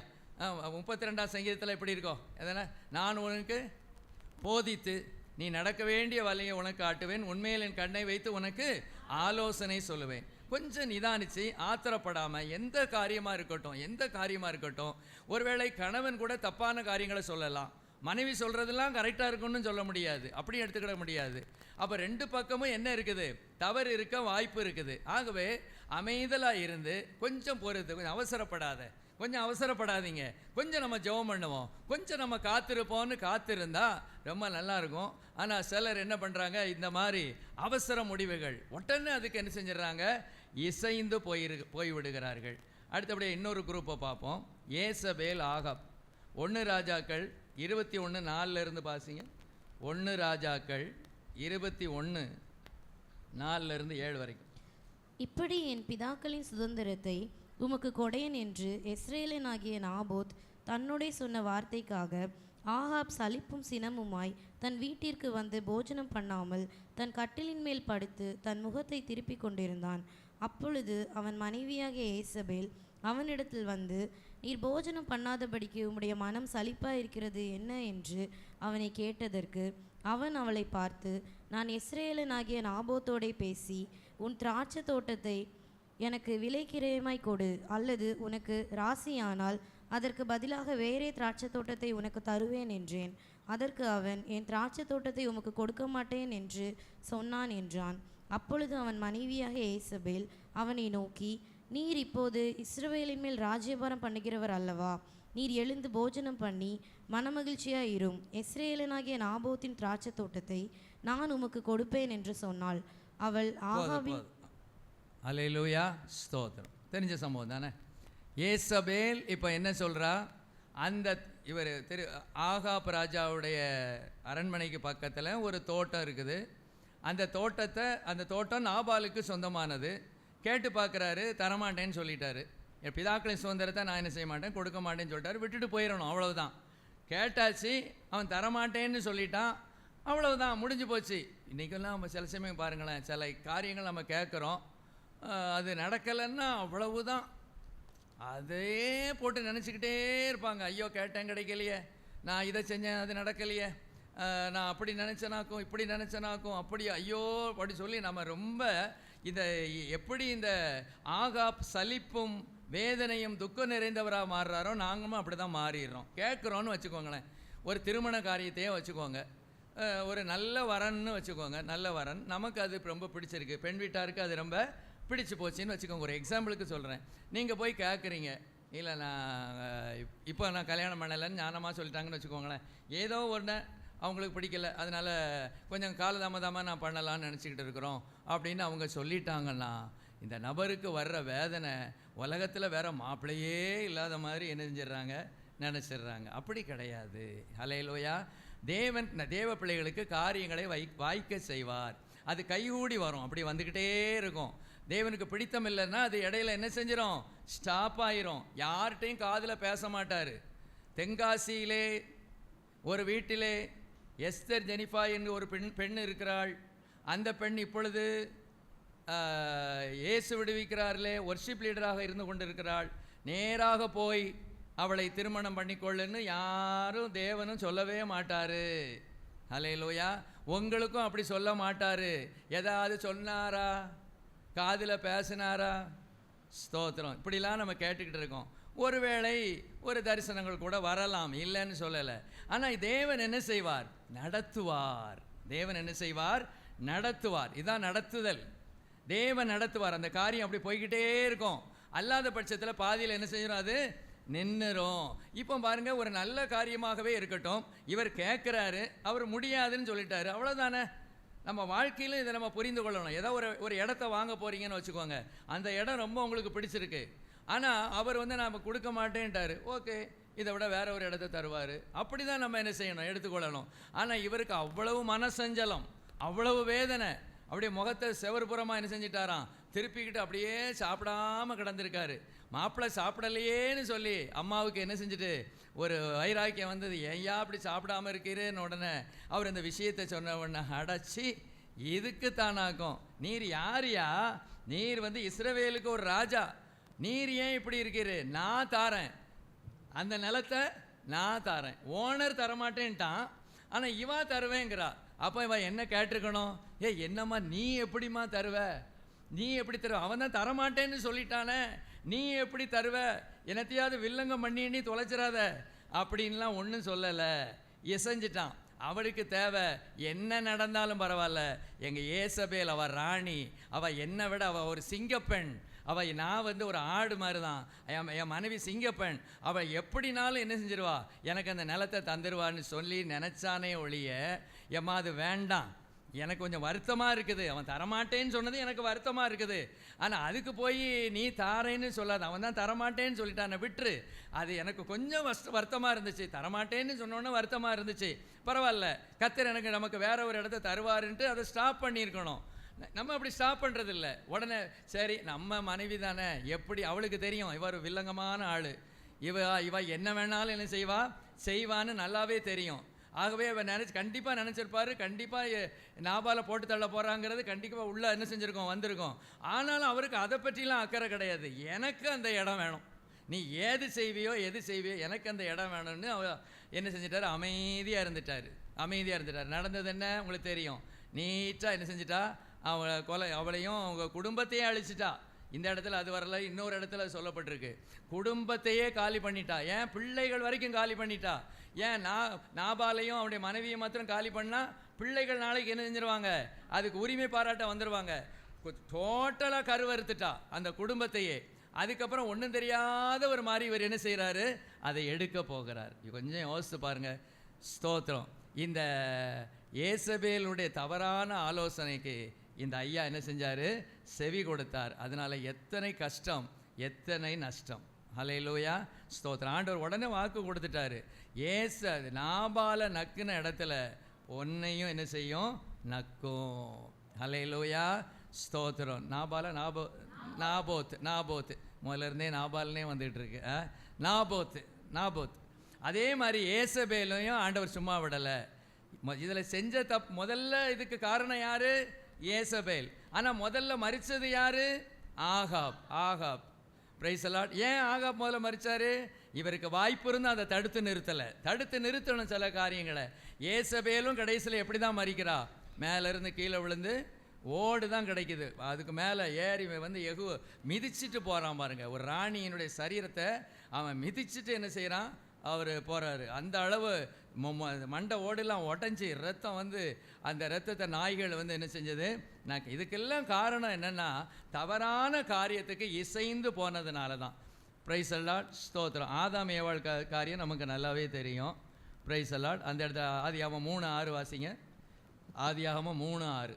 அப்பொழுது ஸ்திரீயானவள், அந்த விருட்சம் புசிப்புக்கு நல்லதும் பார்வைக்கு இன்பமும் புத்தியை தெளிவிக்கிறதற்கு இச்சிக்கப்படத்தக்க விருட்சமாய் இருக்கிறது என்று கண்டு அதன் கனியை பறித்து புசித்து தன் புருஷனுக்கும் கொடுத்தாள், அவனும் புசித்தான். Price the Lord. போதும், நல்லா தெரிஞ்ச நமக்கு சம்பவம் தான். இந்த அம்மா என்ன செஞ்சிட்டாங்க, ஏதோ ஆத்திரப்பட்டு அவசரப்பட்டு என்ன செஞ்சிட்டாங்க, புசிச்சிட்டாங்க. இப்போ இந்த பழத்தை கையில் வச்சுக்கிட்டு இருக்கா, வச்சுக்கிட்டு ஆதாம்கிட்ட வந்து இதை சாப்பிடுங்க அப்படிங்கிறா. இவருக்கு கொஞ்சம் சந்தேகம், என்னம்மா நீ ஒரு நாள் இப்படி பறிச்சுக்கிடுச்செல்லாம் தரமாட்டியே, நானே பறிச்சுக்கிட்டு வேணா, என்ன விஷயம், இது எந்த பழம் அப்படின்னோடனே டக்குன்னு பதில் சொல்லலை. நீங்கள் நேரில் பார்த்துட்டு வந்தீங்களான்னு கேட்காதீங்க. உடனே இந்த அம்மா என்ன செய்யலை, சொல்லலை. பதில் சொல்லாமல் மெதுவாக கடைசியில் சொல்கிறாங்க, இது வந்து அந்த நன்மை தீமை அறியத்தக்க விருட்சத்தை புசிக்கக்கூடாதுன்னு சொன்னார்ல, அந்த கனி தான். அப்போ இவர் ஏதாவது மறுப்பு தெரிவிச்சிருப்பாரான்னு எனக்கு தெரியல. ஆனால் இதில் ஒன்றுமே சொல்லப்படலை. அந்தால டக்குன்னு வாங்கி புசிச்சிட்டான் அப்படிங்கிற மாதிரி தான் இருக்குது. ஆனால் கண்டிப்பாக கொஞ்சம் மறுப்பு என்ன செஞ்சுருப்பார், சொல்லியிருப்பார். கண்டிப்பாக, ஏம்மா இப்படி அவசரப்பட்ட, ஏன் இப்படி ஆத்திரப்பட்ட, ஆண்டவர் சாப்பிடக்கூடாதுன்னு சொல்லியிருக்கிறார்ல, ஏன் இப்படி செஞ்சிட்டேன் அப்படின்னு சொல்லி கண்டிப்பாக கொஞ்சம் சொல்லியிருப்பார். ஆனால் இந்த அம்மா என்ன பண்ணிட்டாங்கன்னா, நைஸ் பண்ணிட்டாங்க. பெண்களுக்கு இருக்கிற ஒரு பெரிய தந்திரம், ஸ்தோத்திரம், நிறைய தந்திரம் வச்சுருக்காங்க. ஸ்தோத்திரம், பெண்கள் நிறைய தந்திரம் வச்சுருக்காங்க. அதில் ஒன்று நைஸ் பண்ணுறது, நைஸாக பேசிடுவாங்க, நைஸாக. இன்னொன்று பேச்சை நிறுத்திடுவாங்க. அவன் அந்த மாப்பிள்ளை சாகாத குறைய செத்து வெந்து அப்படியே அவன் வெந்து வரணும், தான் காலில் வந்து என்ன செய்யணும், விழணும். இப்படி நிறைய டாக்டிக்ஸ் உங்கள்கிட்ட இருக்குது, அதெல்லாம் இல்லைன்னா சொல்ல முடியாது. அல்லது வரிஞ்சு கட்டிக்கிட்டு அதை தூக்கி வச்சுக்கிட்டு சண்டை. Price the Lord. ஸ்தோத்திரம். 2ல் 1 பார்த்துருவோம். இப்படி பல தந்திரங்கள்லாம் நம்ம என்ன செஞ்சுருக்கோம், வச்சுருக்கிறோம். Price the Lord. இந்த அம்மா இதை எதை கையாண்டிருப்பாங்கன்னு நினச்சிருக்கேன், நீங்கள் நினைக்கிறீங்க? அடிச்சிருப்பாங்களா? அடிச்சிருக்க மாட்டாங்க. கெஞ்சிருப்பாங்க, கொஞ்சிருப்பாங்க. அதான் என்னை கைவிட்டுறாதீங்க, நம்ம இப்போ நான் தப்பு பண்ணிட்டேன், ஒருவேளை ஆண்டவர் நாளைக்கு வந்தாருன்னு வச்சுக்கோங்க, மிரட்டியிருப்பா அவளை. இப்படி நான் இமேஜின் பண்ணுறேன். ஸ்தோத்திரம். பரலோகத்தில் போய் கேட்டுக்கலாம் எப்படி மிரட்டினாங்கன்னு சொல்லி. ஒருவேளை கர்த்தர் எனக்கு தண்டனை கொடுத்தா நான் இல்லாமல் தான் நீர் வாழணும். புரிஞ்சுக்கிட்டீரா? மிரட்டல். அடுத்தது மிரட்டல், உருட்டல். ஸ்தோத்திரம். கெஞ்சுறது உண்டு, கொஞ்சறது உண்டு, பேசாமல் இருக்கிறது உண்டு, அடிக்கட்டா டபால்னு சண்டை போடுறது உண்டு. இன்னொரு காரியம் எப்படின்னா, மெதுவாக என்ன செஞ்சுறது, நாளைக்கு கர்த்தர் ஒருவேளை தேவனாய் கர்த்தர் வந்தார்னா கண்டிப்பாக இந்த தப்பு பண்ணதுனால எனக்கு தண்டனை கொடுப்பாரு. ஒருவேளை தோட்டத்தை விட்டே விரட்டினாலும் விரட்டிடுவார். நீர் எங்கே தான் இருப்பீர்? தோட்டத்தில் தான் இருப்பீர். நான் தோட்டத்துக்கு வெளியே தான் இருக்க போகிறேன். நாம் இன்னும் ஒரு நாள் என்ன செய்ய முடியாது, சேர்ந்து வாழ முடியாது, நீரே தீர்மானம் பண்ணிக்கணும் அப்படின்னு ஏதோ ஒரு பிட்டை போட்டு விட்டா. மொத்தத்தில் ஏவாள் என்ன போட்டு விட்டாருன்னு பரலோகத்தில் போய் கேட்கணும். சில ஆட்கிட்ட பேச வேண்டியது இருக்குது பார்த்தீங்களா, நீங்கள் எப்படி பிட்டை போட்டு இவரை கவுத்துனீங்க அப்படின்னு நம்ம கேட்க வேண்டியது இருக்குது. என்றாலும் இவர் கொஞ்சம் ஞானமாக இருந்திருந்தாருன்னா, இவர் வந்து இருக்கட்டும்மா, நான் சாப்பிட முடியாது, என்ன நடந்தாலும் பரவாயில்ல, நாளைக்கு காலை அப்பா வரட்டும், அப்பாட்ட பேசிக்கிடுவோம், அவர் செய்கிற செஞ்சுட்டு போட்டோம், அவர் வந்து மன்னிக்கிறவர் தான், நம்முடைய அப்பா மன்னிக்கிறவர், பேசாமல் அவர் காலில் விழுந்துரு, நாளைக்கு வந்த உடனே நீ செஞ்சிரு, அவர் காலில் என்ன செஞ்சிரு, விழுந்துரு, ஒன்றும் நடக்காது, நான் பார்த்துக்கிடுறேன், என்னைய மீறி ஆண்டவர் அப்படிலாம் செய்ய மாட்டார், நம்ம ரொம்ப நேசிக்கிற நல்ல தகப்பன் அப்படின்னு சொல்லி கொஞ்சம் கெத்தாக இருந்திருக்கணும். ஆனால் இவர் கொஞ்சம் என்ன செஞ்சிட்டாரு, கொஞ்சம் ஒரு மாதிரி ஆயிட்டார், டப்புன்னு வாங்கி என்ன செஞ்சிட்டாரு, சாப்பிட்டுட்டார். பாருங்கள், அந்த தவறான காரியத்துக்கு இசைந்ததுனால இன்னைக்கு வரைக்கும் பிரச்சனை. பாருங்கள், இன்னைக்கு வரைக்கும் அந்த தோட்டத்துக்குள்ளே போக முடியல. நம்ம பிரைஸ் தி லார்ட், இங்கேருந்து போக முடியல. ஆனால் நம்ம என்ன செய்வோம், போவோம். தோட்டம் பரதீசுனாலே என்ன தான் அர்த்தம், தோட்டம் தான் அர்த்தம். ஏதேன்னு நம்ம ஏதேன் தோட்டம்னு சொல்கிறோம். ஏதேன்னாலே என்னதானா, தோட்டம்னு அர்த்தம். அப்படி சொல்கிறாங்க எபிரேய வார்த்தையில். ஏதேன்னா தோட்டம், பரதீசு அப்படிங்கிறது கிரேக்க பதத்தில் தோட்டம்னு அர்த்தம். Price the Lord. ஸ்தோத்திரம். நம்முடைய தேவன் ரொம்ப நல்ல தேவன். இழந்து போனதெல்லாம் திருப்பி நமக்கு தர்றாரு. அன்னைக்கு எப்படி இந்த சாப்பாட்டுனால நித்திய ஜீவனை இழந்து போனானோ, தேவனாகி கர்த்தர் இன்னைக்கு எது மூலமாக அதை தர்றாரு நமக்கு, திருவிருந்து எடுக்கிறதின் மூலமாக. ஸ்தோத்திரம். என் மாம்சத்தை புசித்து என் இரத்தத்தை பானம் பண்ணுகிறவனுக்கு என்ன உண்டு, நித்திய ஜீவன் உண்டு. நித்திய ஜீவன். கடைசி நாளிலே நான் அவனை எழுப்புவேன். நித்திய ஜீவன். அந்த பழத்தை சாப்பிடக்கூடாதபடிக்கு சுடரொளி பட்டயத்தை வச்சார். ஏன்? அந்த பழத்தை சாப்பிட்டு அவன் நித்திய ஜீவனை சுதந்திரித்து கொள்ளக்கூடாது என்பதற்காக. ஆனால் இன்னைக்கு அந்த பழம் கிடையாது. அவருடைய மாம்சத்தை புசித்து அவருடைய இரத்தத்தை நான் பானம் பண்ணும்போது எனக்கு நித்திய ஜீவனை தருகிறார். ஹல்லேலூயா! எத்தனை பாக்கியம், எத்தனை பாக்கியம். சரி, அப்போ இந்த இடத்துல நம்ம கவனிச்சது என்னென்னா, அந்த அம்மாவுடைய ஏவாளுடைய தவறான ஒரு வார்த்தைக்கு, ஆலோசனைக்கு அவர் என்ன செஞ்சார்? இசைந்து விட்டார். குடும்பத்தில் இப்படி இருக்கக்கூடாது. தேவ பிள்ளைகள் ரொம்ப ஞானமாக என்ன செய்யணும்? இருக்கணும். ஒரு கணவன் மனைவி கர்த்தருடைய பிள்ளையாக இருக்கும் பட்சத்தில் பைபிள் என்ன சொல்லுது, தேவ வார்த்தை என்ன சொல்லுது, கர்த்தர் என்ன சொல்லுகிறார், அப்படி தான் நம்ம ஆலோசனை என்ன செய்யணும்? கொடுக்கணும். நீங்கள் நல்ல மனைவினா நீங்கள் சொல்லணும். கணவர் ஒரு மாதிரி பேசிக்கிட்டே இருக்கார், நீங்கள் சொல்லுவீங்க, நான் அவருக்கு ஏதாவது ஆலோசனை கொடுத்தா என்னை இட்லிக்கு சட்னி ஆக்கிடுவார், ஏன் மாப்பிள்ளை அப்படிப்பட்ட மாப்பிள்ளை அப்படின்னு சொல்கிறதும் என் காதில் விழுது. ஆனால் என்ன சொன்னாலும் அவர் என்ன செய்ய மாட்டார்? கேட்கவே மாட்டார். அப்படி சொல்கிற ஆட்களும் இருக்கிறாங்க. இருந்தால் கூட உங்களுடைய கடமை என்னென்னா, நீங்கள் சொல்லணும், இப்படி நீங்கள் என்ன செய்யக்கூடாது? செயல்படக்கூடாது, இது சரியில்லை, நீங்கள் இப்படி பேசக்கூடாது, நீங்கள் இப்படி நடந்துக்கிடக்கூடாது, இது கர்த்தருக்கு பிடிக்காது, அடுக்காது. இப்படி ஞானமாக என்ன செய்யணும்? மனைவியாக இருந்தாலும் சரி தான், கணவனாக இருந்தாலும் சரி தான், அப்படி நாம் என்ன செய்யணும்? செய்யணும். ஹல்லேலூயா! Praise the lord. அப்போ இப்போ நம்ம எதை பார்த்தோம்? கணவன் மனைவிக்குள்ளாக உள்ள உறவில் இசையாத ஒரு காரியம். பெற்றோர் பிள்ளைகளுக்குள்ள உள்ள உறவை கொஞ்சம் பார்ப்போமே. Price the Lord. ஸ்தோத்திரம். வாசிப்போம். ஆதியாகமம் 19:33 வாசிங்க. ஆதியாகமம் 19:33. அப்படியே அன்று இரவிலே தங்கள் தகப்பனுக்கு மதுவை குடிக்க கொடுத்தார்கள். மூத்தவள் போய் தன் தகப்பனோட சயனித்தாள். அவள் சயனித்ததையும் எழுந்திருந்ததையும் அவன் உணராதிருந்தான். சரி, போதும். Price the Lord. சரி, இந்த இடத்துல லோத்துவை குறித்து நம்ம பார்க்குறோம். 32ஆம் வசனத்தில் 33. அப்படியே அன்று இரவிலே தங்கள் தகப்பனுக்கு மதுவை குடிக்க கொடுத்தார்கள். கொடுத்தது யாரு? மகள். குடித்தது யாரு?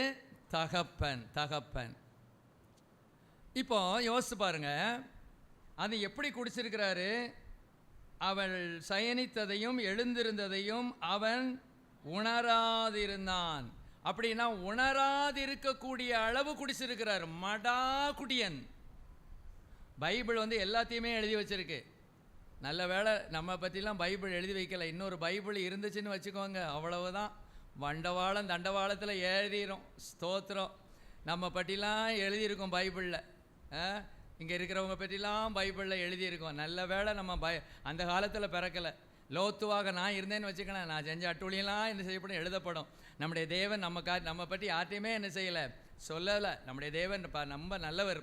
சரி, இப்போ இதை பார்த்தீங்கன்னா இவர் குடிக்க கொடுக்குறாருல, இந்த மகா கொடுக்குறாருல, அப்போ அவன் என்ன செஞ்சுருக்கணும்? அவர் அப்பன் லோத்து என்ன பண்ணியிருக்கணும்? என்னம்மா இதை நீ தார? எதுக்கு இதை தார? நீ சொல்லணுமா வேண்டாமா? உங்கள்கிட்ட ஒரு டாஸ்மாகில் ஒரு பாட்டிலை வாங்கி கொடுத்தா நீங்கள் குடிப்பீங்களா? முதல்ல நீங்கள் குடிப்பீங்களான்னு கேட்குறேன். டைமெல்லாம் பார்க்கக்கூடாது.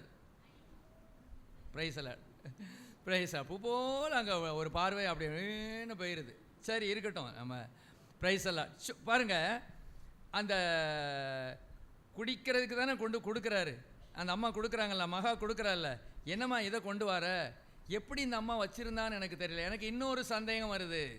இந்த அம்மாவும் குடிக்க அடிமையாக இருந்தாங்களோ என்னமோ தெரியல, இந்த மகளும் அடிமையாக இருந்தாங்களோ என்னமோ தெரியல. இப்போ அந்த ஐயாவுக்கு என்ன செய்கிறாங்க? குடிக்க கொடுக்குறாங்க. இந்த தப்பு நடந்ததுக்கு காரணம் மகள் மாத்திரமல்ல, தவறான காரியத்தை செய்ய கொடுக்கும்போது அதை தடுக்காதிருந்த லோத்தும் காரணம். எல்லாம் ஒரே ஆள்கிட்ட தூக்கி போட்டுறக்கூடாது. ஒரே ஆள்கிட்ட தூக்கி நெஞ்சிடக்கூடாது, போட்டுறக்கூடாது. எத்தனை பேர் அது ஞானமாக நடந்திருக்கிறாங்க? எத்தனை பேர் இல்லை இது இவங்க தான் காரணம், அதனால தான் நான் இப்படி ஆகிட்டேனாக்கும். பாருங்கள், தேவகாலன்னு ஒரு பத்திரிக்கை நான் விரும்பி படிக்கிற ஒரு பத்திரிக்கை. அந்த நாட்களில் மாதம் வரும். இன்றைக்கும் நான் அதை பைண்டிங் கட்டி வச்சுருக்கிறேன். இன்றைக்கும் ஒரு பைபிள் மாதிரி அதை பொக்கிஷமாக நான் பாதுகாத்துட்டு வரேன். அந்த மாதிரி பத்திரிக்கை நான் இதுவரைக்கும் நான் பார்த்ததே இல்லை. அதெல்லாம் உலக பிரகாரமான நன்மைகள், ஒரு சின்ன செய்தி இருக்கும். எந்த ஸ்தாபனமாக இருந்தாலும் அவங்களுக்கு கொடுக்கப்பட்ட பொறுப்பு, பணி அது. ஆனால் இவருடைய மேகசின் ரட்சிக்கப்பட்டவங்களுக்காக உள்ள ஒரு மேகசின். அவங்க தான் அது பிரயோஜனமாக இருக்கும். அவர் வந்து அவருடைய ஊழியமே யாருக்குமே தெரியாது. உங்களுக்கு தெரியுமா? சாமுவேல்னு ஒருத்தர் இருந்தார், அந்த ஊழியக்காரர் தெரியுமா? தெரியாது. அவருடைய ஊழியமே வட இந்தியாவிலே போய் ஊழியம் செய்கிற ஒரு ஊழியம். வட இந்தியானா ஆண்டவர் அடியாத, குறிப்பாக அவர் நேபாள் தேசத்துக்கு போவார். நேபாள் வந்து வேற நாடு. திபெத்துக்கு போவார். இப்படி அந்த அந்த கர்த்தருடைய வார்த்தைகளே போகாத இடத்துக்கு கர்த்தர் அவரை கூட்டி சென்றார். ஆகவே தான் கர்த்தர் அவருக்கு சொல்லியிருந்தார், நீ காவி உடை தான் அணியணும்னு சொல்லியிருக்காரு. ஒரு ஆளுக்கு சொல்கிறத நான் எடுத்துக்கொள்ளக்கூடாது. நிறைய புரிஞ்சுக்கிட வேண்டிய நிறைய காரியங்கள் இருக்குது. ஒருத்தர் ஆண்டவர் ஜிப்பா போட சொல்லுவார், உடனே ஜிப்பா போட்டால் தான் பரிசுத்தம், இப்படி நீங்கள் சட்டை போட்டிங்கன்னா பரிசுத்தம் இல்லை, அப்படி நம்ம எடுத்துக்கூடாது. சிலரை நீ மீசையை எடுன்னு சொல்லுவார். மீசையை வச்சுருந்தவங்க உடனே அவங்கெல்லாம் பாவம் செஞ்சவங்கன்னு கிடையாது. நல்லா புரிந்து கொள்ள வேண்டும். பிரைஸ் தி லார்ட், ஸ்தோத்திரம். அதாவது தனிப்பட்ட முறையிலே தேவன் பேசி செய்கிறத பொதுவானதாக நம்ம மாற்றக்கூடாது. இதெல்லாம் இப்போ தான் எங்களுக்கு புரிய ஆரம்பிச்சிருக்கு. முந்திலாம் இதெல்லாம் எனக்கு புரியல. இப்போல்லாம் பார்க்க தான் தேவன் எதை அதிகமாக விரும்புகிறார் என்பதை கர்த்தர் என்னோடு அது வார்த்தைகள் மூலமாக பேசுகிறார். நாம் நினைக்கிற மாதிரி காரியம் கிடையாது. சிலர் ஒவ்வொருவருக்கு சிலர் சொல்கிறாரு, சிலருக்கு நீ வெள்ளை ட்ரெஸ் தான் உடுக்கணும்னு சொல்கிறாரு, சிலருக்கு நகையை கலத்தணும்னு சொல்லிடுறாரு, சிலர் அவங்களாகவே என்ன செய்கிறாங்க, கலத்திடுறாங்க. அது வேற. ஒவ்வொன்றும் இதை எந்த காரியத்தையுமே நாம் என்ன செய்ய முடியாது. நான் ஒரு 30 நாள் ஃபாஸ்டிங் இருந்த உடனே 30 நாள் எல்லாரும் ஃபாஸ்டிங் இருங்க அப்படின்னு நம்ம என்ன செஞ்சிடறோம், சொல்லிடுறோம். இதுதான் தப்பு. சரி, அவருடைய ஊழியத்தின் நிமித்தமாக அவர் ஒரு சமயத்தில் நேபாளுக்கு போயிருந்தார். நேபாள் தேசத்தில் நல்ல ஜபத்தோடு உபவாசத்தோடு அவர் வந்து ட்ராக்ஸ் கொடுப்பாரு. தனிப்பட்ட முறையில் பார்க்குறவங்கள என்ன செய்வார், புக்ஸ் கொடுப்பாரு. அவங்கள்ட்ட பேசி தனித்தாள் ஊழியம் தான் செய்வார். நம்மளை மாதிரி இப்படி மாஸ் எவாஞ்சலிசம் அவர் செய்கிறதில்ல, பர்சனல் எவாஞ்சலிசம் தான் அவர் செய்வார். அவர் அப்படி கர்த்தருடைய நாமத்தின் மகிமையாக அவர் அங்கே ஒரு லாட்ஜில் தங்கியிருந்தார் நல்ல ஜபத்தோடு. ஆனால் அந்த நேரத்தில் ஒரு நைட்டு ஒரு 11 மணி அளவில் இருட்டு வேளையில் ஒரு நேபாள் தேசத்து ஒரு இளம் மங்கை, ஒரு வாலிப சகோதரி தன்னை அழகாக அலங்கரித்து கொண்டு இந்த தேவ மனுஷனுடைய இருக்கிற இடத்துல வந்து கதவை என்ன செய்கிறாங்க, தட்டுன உடனே இந்த அம்மா அழகு தேவதை என்ன செய்கிறாங்க, அறகுறை ஆடையோடு முன்னால் என்ன செய்கிறாங்க, நிற்கிறாங்க. இவர் பார்க்குறாரு, அந்த நோக்கத்தை புரிந்து கொண்டார். இந்த அம்மாவுக்கு கர்த்தருடைய சுவிசேஷத்தை சொல்லி அந்த அம்மாவை என்ன செஞ்சிட்டாராம், அனுப்பி விட்டுட்டாராம். அந்த அம்மா ரொம்ப ஆச்சரியமாக பார்த்துட்டு திரும்பி பார்த்துட்டு அப்படின்னு செஞ்சாங்களாம், போனாங்களாம். இதே மாதிரி இன்னொரு சோதனையும் அவருக்கு வந்துச்சு. அங்கேயும் இதே மாதிரி ஜபத்தின் மூலமாக தேவ கிருபையினாலே அவர் என்ன செய்யப்பட்டார், காக்கப்பட்டார். பிரைஸ் தி லார்ட், ஸ்தோத்திரம். இப்போ அவர் ஒரு தவறு செய்துவிட்டு இதுக்கு காரணம் அவாதான்னு சொல்லதுக்கு வாய்ப்பு இருந்துச்சா? வாய்ப்பு இருக்கு. பொதுவாக என்ன செய்கிறது, என்னுடைய சூழ்நிலை அப்படி ஆயிடுச்சு அப்படின்னு சொல்லலாம். ஆனால் அந்த தேவனுடைய தாசன் என்ன பண்ணிட்டார்னா, அந்த தவறான காரியத்துக்கு என்ன செய்யலை, இசைந்து போகலை. ஒருவேளை இசைந்து போயிருந்தால் மூட்டை முடிச்சோட அடுத்த நாளே இந்தியாவுக்கு இங்கே வந்துட வேண்டியதான், இந்திய தேசத்துக்கு வந்துட வேண்டியதான். அப்புறம் ஊழியம் ஒன்றும் மகிமையாக இருக்காது. இவர் டாக்ஸ் கொடுத்தா யாரும் வாங்க மாட்டாங்க. அதுக்கப்புறம் அந்த இடத்துல இருந்து ஊழியம் செய்கிறது வேஸ்ட்டு. மூச்சை கட்டிட்டு வந்துட வேண்டியதான். ஆண்டவர்கிட்ட மன்னிப்பு கேட்கலாம், அது வேற காரியம். அவர் மன்னிக்கிறதுக்கு தயவு பெருத்திருக்கிறவர் தான். அவரிடத்துல மன்னிப்புகள் உண்டு தான், இரக்கங்கள் உண்டு தான். ஆனால் மகிமையான ஊழியத்தை என்ன செய்ய முடியாது. யாரையாவது காட்டிக்கிட்டு தவறான காரியத்துக்கு இது நான் தான், அவங்க தான் காரணம், இவங்க தான் காரணம்னு சொல்லக்கூடாது. இப்போ லோத்து விஷயத்தில் பாருங்கள், மகள் தான் கொடுக்குறா. எதை கொடுக்குறா? மதுவை கொடுக்குறா. என்ன சொல்லியிருக்கணும்? வேண்டாண்டுக்கும் தட்டி இருக்கணும். ஆனால் நான் சந்தேகப்படுகிறேன், அதாவது சோதோம் குமாராவினுடைய குணம் இவருக்கு என்ன செஞ்சுட்டு வந்து விட்டதுன்னு நினைக்கிறேன். ஏன்னா சோதோம் குமாரா மக்கள் அவ்வளவு பொல்லாதவர்களாக இருந்தார்கள் என்று வசனம் சொல்லுகிறது. நாம் எந்த இடத்துல இருக்கிறோங்கிறது ரொம்ப முக்கியமானது. அந்த இடத்த விட்டு அவர் வெளியே வந்திருக்கணும். சரி, அப்போ மகளுடைய அந்த காரியத்துக்கு என்ன செஞ்சிட்டாரு, தவறான காரியத்துக்கு இசைந்து போய்விட்டாள். அடுத்தது லோத்துவினுடைய மூத்த மகளின் தவறான ஆலோசனைக்கு 2வது மகள் கீழ்ப்படிஞ்சிட்டா. அது அடுத்ததுல இருக்குது. இதுலேயும் மூத்த மகள் ஆலோசனை கொடுக்குறா. நேற்று இந்த தப்பை நான் பண்ணிட்டேன், இன்னைக்கு இந்த தப்பை நீ பண்ணு அப்படின்னு சொன்ன உடனே இவன் என்ன செஞ்சிருக்கணும்? 2வது காரி, மாட்டேன், முடியாது, இது நடக்காது, நீ ஏன் இப்படி அவசரப்பட்ட? கர்த்தர் என்னை உருவாக்குனார்னா எனக்கு ஒரு துணையை ஆயத்தம் பண்ணி வச்சிருப்பாரு. அவங்க என்ன பேசுகிறாங்கன்னு பார்த்தீங்களா? இனிமேல் நமக்கு பூமியில் நமக்கு மாப்பிள்ளையாக இனிமேல் யாருமே இருக்க மாட்டாங்க அப்படின்னு இவங்க சொன்னாங்களா? அந்த மூத்தவ சொன்னாங்களா? எவ்வளோ பயங்கரமான ஒரு காரியம். ஆதாமுக்கு ஒரு ஏவாள் இருந்தது, சாராளுக்கு ஒரு ஆபிரகாம் இருந்துச்சு, லோத்துவுக்கு ஒரு லோத்துவின் மனைவி இருந்தாங்களே, அந்த வம்சத்தில் தானே இவங்க வராங்க. கர்த்தர் இவங்களுக்கு ஒரு மாப்பிள்ளையை கொடுக்க மாட்டாரா, அல்லது ஒரு பெண்ணை கொடுக்க மாட்டாரா? ஆத்திரப்பட்டு அவசரப்பட்டு என்ன செஞ்சிட்டாங்க, அவங்களுடைய மூத்த சகோதரனுடைய அந்த வார்த்தைக்கு செவி கொடுத்துட்டாங்க. அவங்க அதுக்கு இசைந்து போய்விட்டார்கள். குடும்பத்தில் இந்த மாதிரி பிரச்சனைகள்லாம் வரும். பெற்றோரே தப்பு செய்ய சொன்னாலும் பிள்ளைகள் என்ன செய்யக்கூடாது, தப்பு பண்ணக்கூடாது. பிள்ளைகள் தப்பு செய்ய சொன்னாலும் பெற்றோர் அதுக்கு என்ன செய்யக்கூடாது, இசைந்து போக கூடாது. இன்னும் ஒரு நபரை சொல்லி இதை நான் முடிச்சிடுறேன். இது தெரிஞ்ச சம்பவம் தானே. ரெபேக்காளின் தவறான ஆலோசனைக்கு, தவறான காரியத்துக்கு இசைந்த நபர் யாரு?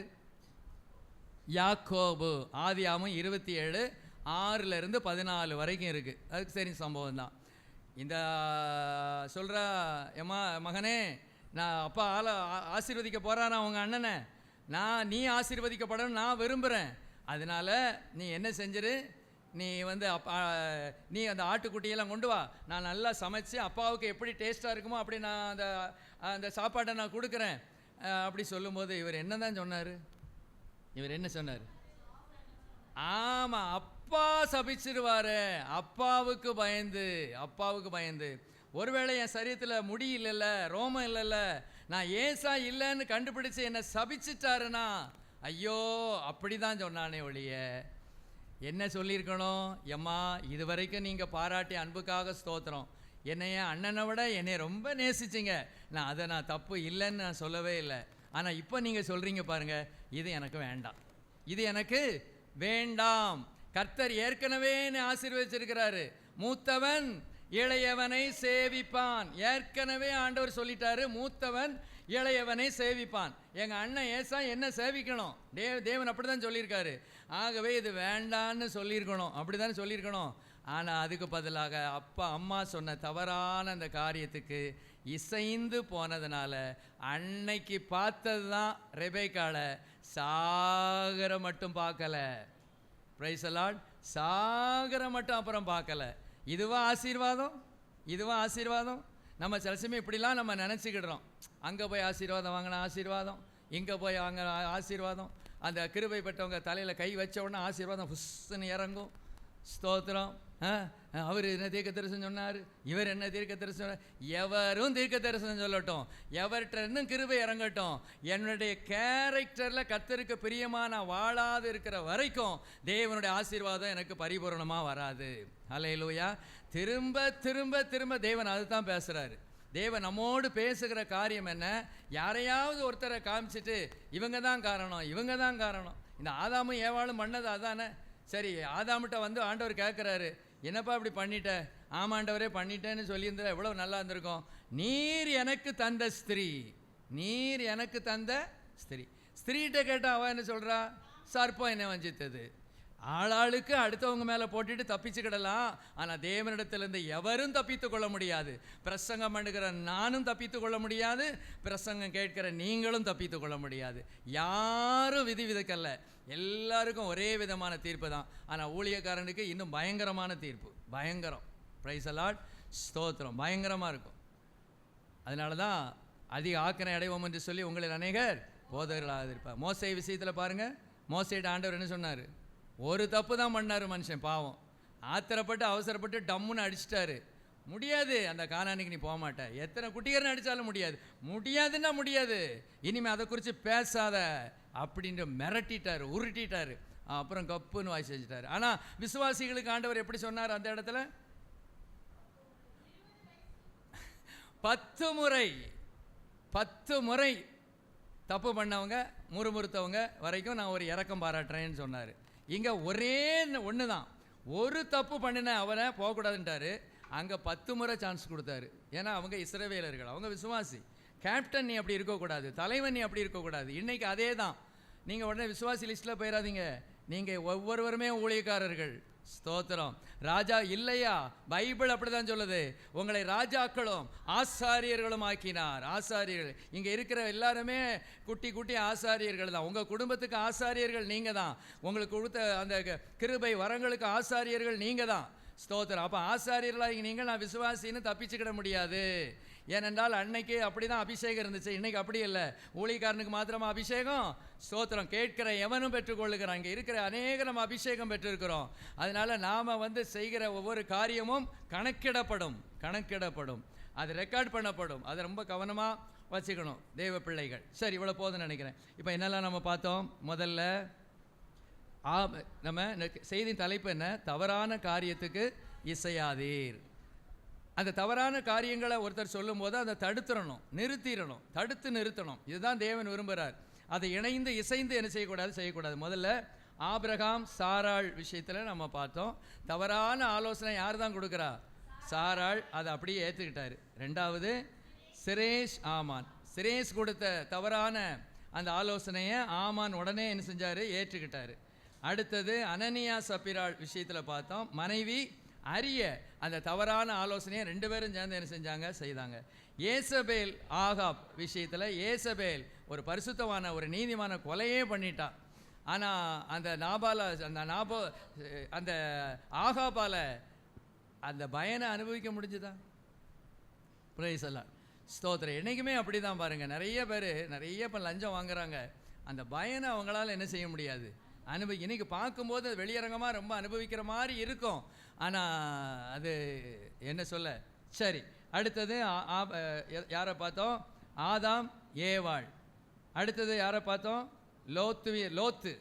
அடுத்தது லோத்துவின் மூத்த மகளின் தவறான ஆலோசனைக்கு யார் ஜிங்கா அடிச்சிட்டா? அப்பா. முதல்ல அப்பா தவறான காரியத்துக்கு மது குடிச்சிட்டா. ரெண்டாவது அவங்க 2 பேருமே தப்பு பண்ணதை நம்ம என்ன செய்கிறோம், பார்க்குறோம். ரெபேக்காளின் தவறான ஆலோசனைக்கு யாக்கோபு. இந்த செய்தி எதுக்குன்னா, நம்ம குடும்பத்தில் யாரோ ஒருவர் ஒரு தவறான ஆலோசனை சொல்லுவாங்க. நீ அவங்ககிட்ட பேசாத, நீ அதை செய்யாத, நீ வேறு என்னெல்லாம் சொல்வீங்கன்னு எனக்கு ரொம்ப தெரியல. ஸ்தோத்திரம். நீ இந்த நபரோடு பேசாத அப்படின்னு கணவர் சொல்கிறாருன்னு வச்சுக்கோங்களேன். அதுக்கெல்லாம் நம்ம கீழ்ப்படியணுங்கிற அவசியம் இல்லை. சரியாக இருக்கும் பட்சத்தில் ஒருவேளை அவர் சொல்கிற ஆலோசனை சில சமயங்களில் சரியாக இருக்கலாம். அதை நீங்கள் தான் நிதானித்து என்ன செய்யணும், செயல்படணும். ஆனால் பொதுவாக இன் ஜெனரல் தேவனுக்கு பிரியமில்லாத காரியத்தை ஒரு கணவனோ மனைவியோ சொன்னால் அதுக்கு நாம் என்ன செய்யக்கூடாது, இசைந்து போகக்கூடாது. அப்படிலாம் பைபிள் சொல்லியிருக்கு. ஆண்டவர் சொல்கிறாரு, யாராவது உங்கள் அப்பாவோ அல்லது கணவனோ மனைவியோ கர்த்தரை அறியாத ஒரு தெய்வத்தை நம்ம ஆராதிப்போம்னு சொன்னால் நீ என்ன செய்யாத, அதுக்கு கீழ்ப்படியாத. அப்படிலாம் ஆண்டவர் என்ன செஞ்சிருக்கிறாரு, சொல்லியிருக்கிறார். ஹல்லேலூயா, ஸ்தோத்திரம். பிலாத்துவின் மனைவி எடுத்துக்கோங்க. பிலாத்துவின் மனைவி நல்ல ஆலோசனை கொடுத்தாங்க. யாருக்கு? பிலாத்துவுக்கு. அந்த நீதிமான் நிமித்தம் நான் வெகுபாடுபட்டேன் சொப்பனத்தில், ஆகவே அவருக்கு ஒன்றும் செய்யாதீங்க அப்படின்னு சொன்னாங்க. ஆனால் பிலாத்து கேட்டாரா? கேட்கல. ஸ்தோத்திரம். நீங்கள் ஒருவேளை சொல்லலாம், தேவனுடைய சித்தம் அதுவாக இருக்கும்போது அது செஞ்சு தானே ஆகணும் அப்படின்னு நீங்கள் சொல்லலாம். ஆனால் அப்படி அல்ல. பிலாத்து தப்பியிருப்பார், இவங்களே கொண்டு சிறுவையில் அரைஞ்சிருப்பாங்க. அவர் தப்பியிருப்பார். Price allot. தேவனுடைய திட்டம் நிறைவேறுவதற்கு ஒரு ஆள் தான் வேணுங்கிறது இல்லை. இன்னொரு ஆளை வச்சு என்ன செஞ்சிருவார் ஆண்டவர், அந்த திட்டத்தை என்ன செஞ்சிருவார், நிறைவேற்றியிருப்பார். ஒருவேளை இன்றைக்கி சொல்கிறாங்க சிலர், அது எந்த அளவு உண்மைன்னு தெரியல, அதாவது சிலர் மோட்சத்தை பார்க்குறாங்க, நரகத்தை பார்க்குறாங்க. அப்போ ஒரு சமயத்தில் நரகத்துக்கு பார்க்கும்போது இந்த பிலாத்து அந்த பாதாளத்தில் தான் இருக்கிறாராம். கையை கழுவிக்கிட்டே இருக்கிறாராம். அப்படி அவர் செய்கிறது இப்படியே கழுவிக்கிட்டே இருக்கிறாராம். ஏன்னா அன்னைக்கு கையை கழுவினார்ல இந்த நீதிமான் குற்றப்பலிக்கு. எனக்கு ஒன்றும் என்ன சொன்னார், ஆமாம், இந்த நீதிமானின் குற்றத்துக்கு அந்த இல்லை அந்த வார்த்தையை கரெக்டாக சொல்லுங்கள், சம்பந்தம் இல்லை. ஆனால் அந்த வார்த்தை அப்படி இல்லை, கரெக்டாக வரும். இந்த நீதிமானுடைய டக்குற இந்த வசனத்தை எடுங்களேன், இதோட முடிச்சிடுறேன். இந்த நீதிமானுடைய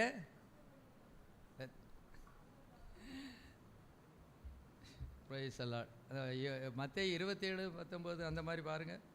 மத்தேயு 27 பாருங்களேன், அதில் வருதான்னு பாருங்கள்.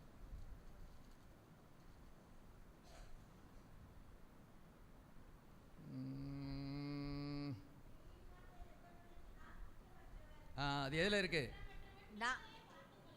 எதில் இருக்கு? நீதிமானுடைய இரத்தப்பழிக்கு நான் குற்றமற்றவன், நீங்களே பார்த்துக் கொள்ளுங்கள் என்றார். மத்தேயு 27:24. இந்த நீதிமானுடைய இரத்தப்பழிக்கு நான் குற்றமற்றவன். இது எப்படி நியாயமாக இருக்குமோ? தப்பு பண்ணிக்கிட்டு நான் குற்றமற்றவன் சொல்லிட்டா குற்றமற்றவனா? பிரைஸ் எல்லாம் நீங்களே பார்த்து கொள்ளுங்கள். செஞ்சது பெரிய தப்பு, சரி இருக்கட்டும். ஆனால் அவருடைய மனைவியினுடைய ஆலோசனை நல்ல ஆலோசனை. ஆனால் அந்த நல்ல ஆலோசனைக்கு என்ன செய்யலை? கீழ்ப்படியாமல் போனதுனால அவர் ஆசீர்வாதத்தை இழந்துட்டார். நாம் இன்னைக்கு பார்த்தது அப்படி அல்ல. தவறான காரியத்தை கணவன் சொல்லுவார், மனைவி செஞ்சுருவாங்க. அல்லது மனைவி சொல்லுவார், கணவனை செஞ்சுருவாங்க. அல்லது தாய் சொல்லுவா, மகன் என்ன செஞ்சிருவான்? இசைஞ்சிருவான். அல்லது மகா அந்த காரியத்தை செய்வா, தகப்பன் இசைஞ்சிருவார்.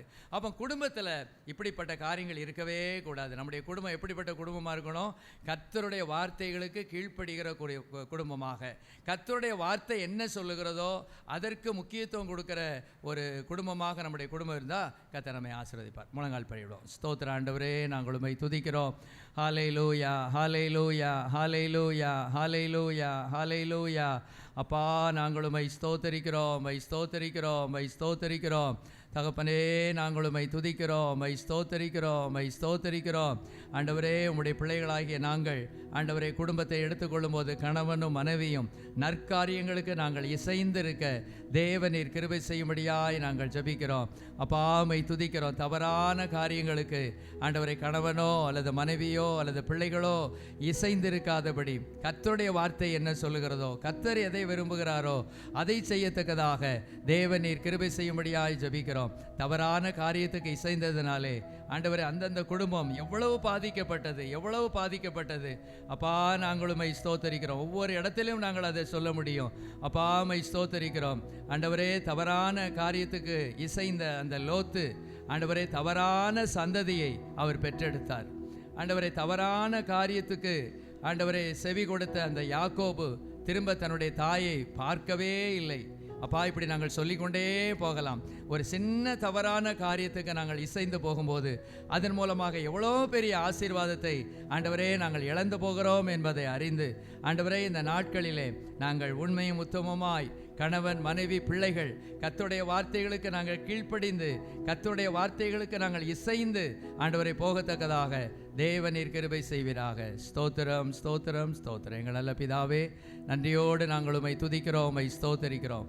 ஆண்டவரே, இந்த 2026ஆம் ஆண்டின் 2வது மாதத்தின் கடைசி ஞாயிற்றுக்கிழமையாகிய இந்த பரிசுத்த நாளிலும் ஆண்டோடைய சமூகத்தில் வந்து தேவனை பாட, துதிக்க, ஸ்தோத்தரிக்க, ஆராதிக்க தேவன் கொடுத்த நல்ல கிருபைகளுக்காக ஸ்தோத்திரம். தவறான காரியத்திற்கு இசைந்து போகாதீர் என்கிற தலைப்பிலே கர்த்தருடைய வார்த்தைகளை தியானிக்கும்படியாய் தேவன் கொடுத்த நல்ல கிருபைகளுக்காக நாங்கள் உம்மை ஸ்தோத்தரிக்கிறோம். ஆண்டவரே, அவர்கள் செய்தது ஒரு சின்ன காரியம் போல தான் நாங்கள் பார்த்தோம். சின்ன காரியம்தான், ஆனால் அதனால் எவ்வளவு பெரிய ஏமாற்றம், எவ்வளவு பெரிய தீங்கு ஆண்டவரே அவருடைய வாழ்க்கையில் நடந்தது என்பதை நாங்கள் பார்க்கும்போது எங்களுடைய அன்றாட வாழ்க்கையிலே நாங்களும் கூட தேவனுடைய வார்த்தைகளுக்கு இசைந்து போக கிருபை செய்வீராக. கணவன் ஒருவேளை தவறான காரியத்தை சொல்வார் என்றால் மனைவி அதை ஏற்றுக்கொள்ளாமல் இருக்க கிருபை செய்யும். மனைவி ஒருவேளை தவறான ஒரு ஆலோசனை கொடுத்தால் ஆண்டவரை கணவன் அதை ஏற்றுக்கொள்ளாமல் கர்த்தருக்கு பிரியமாக கர்த்தருடைய வார்த்தைக்கு இசைந்து போக தேவன் கிருபை செய்யும். எல்லா கனம் மகிமை துதியெல்லாம் உமக்கே செலுத்துகிறோம். இயேசுவின் மூலம் கேட்கிறேன் பிதாவே, ஆமென். என் ஆத்துமாவே கர்த்தரை ஸ்தோத்திரி, என் முழு உள்ளமே அவருடைய பரிசுத்த நாமத்தை ஸ்தோத்திரி. என் ஆத்துமாவே கர்த்தரை ஸ்தோத்திரி, கர்த்தர் செய்த சகல உபகாரங்களை மறவாதே, ஆமென். நம்முடைய கர்த்தராக இயேசு கிறிஸ்துவின் கிருபையும் தேவனுடைய அன்பும் பரிசுத்த ஆவியானுடைய ஐக்கியமும் சிநேகமும் நம் அனைவரோடும் கர்த்தருடைய வருகை மட்டும் நம்மோடு இருப்பதாக, ஆமென். அல்லேலூயா, அல்லேலூயா, அல்லேலூயா.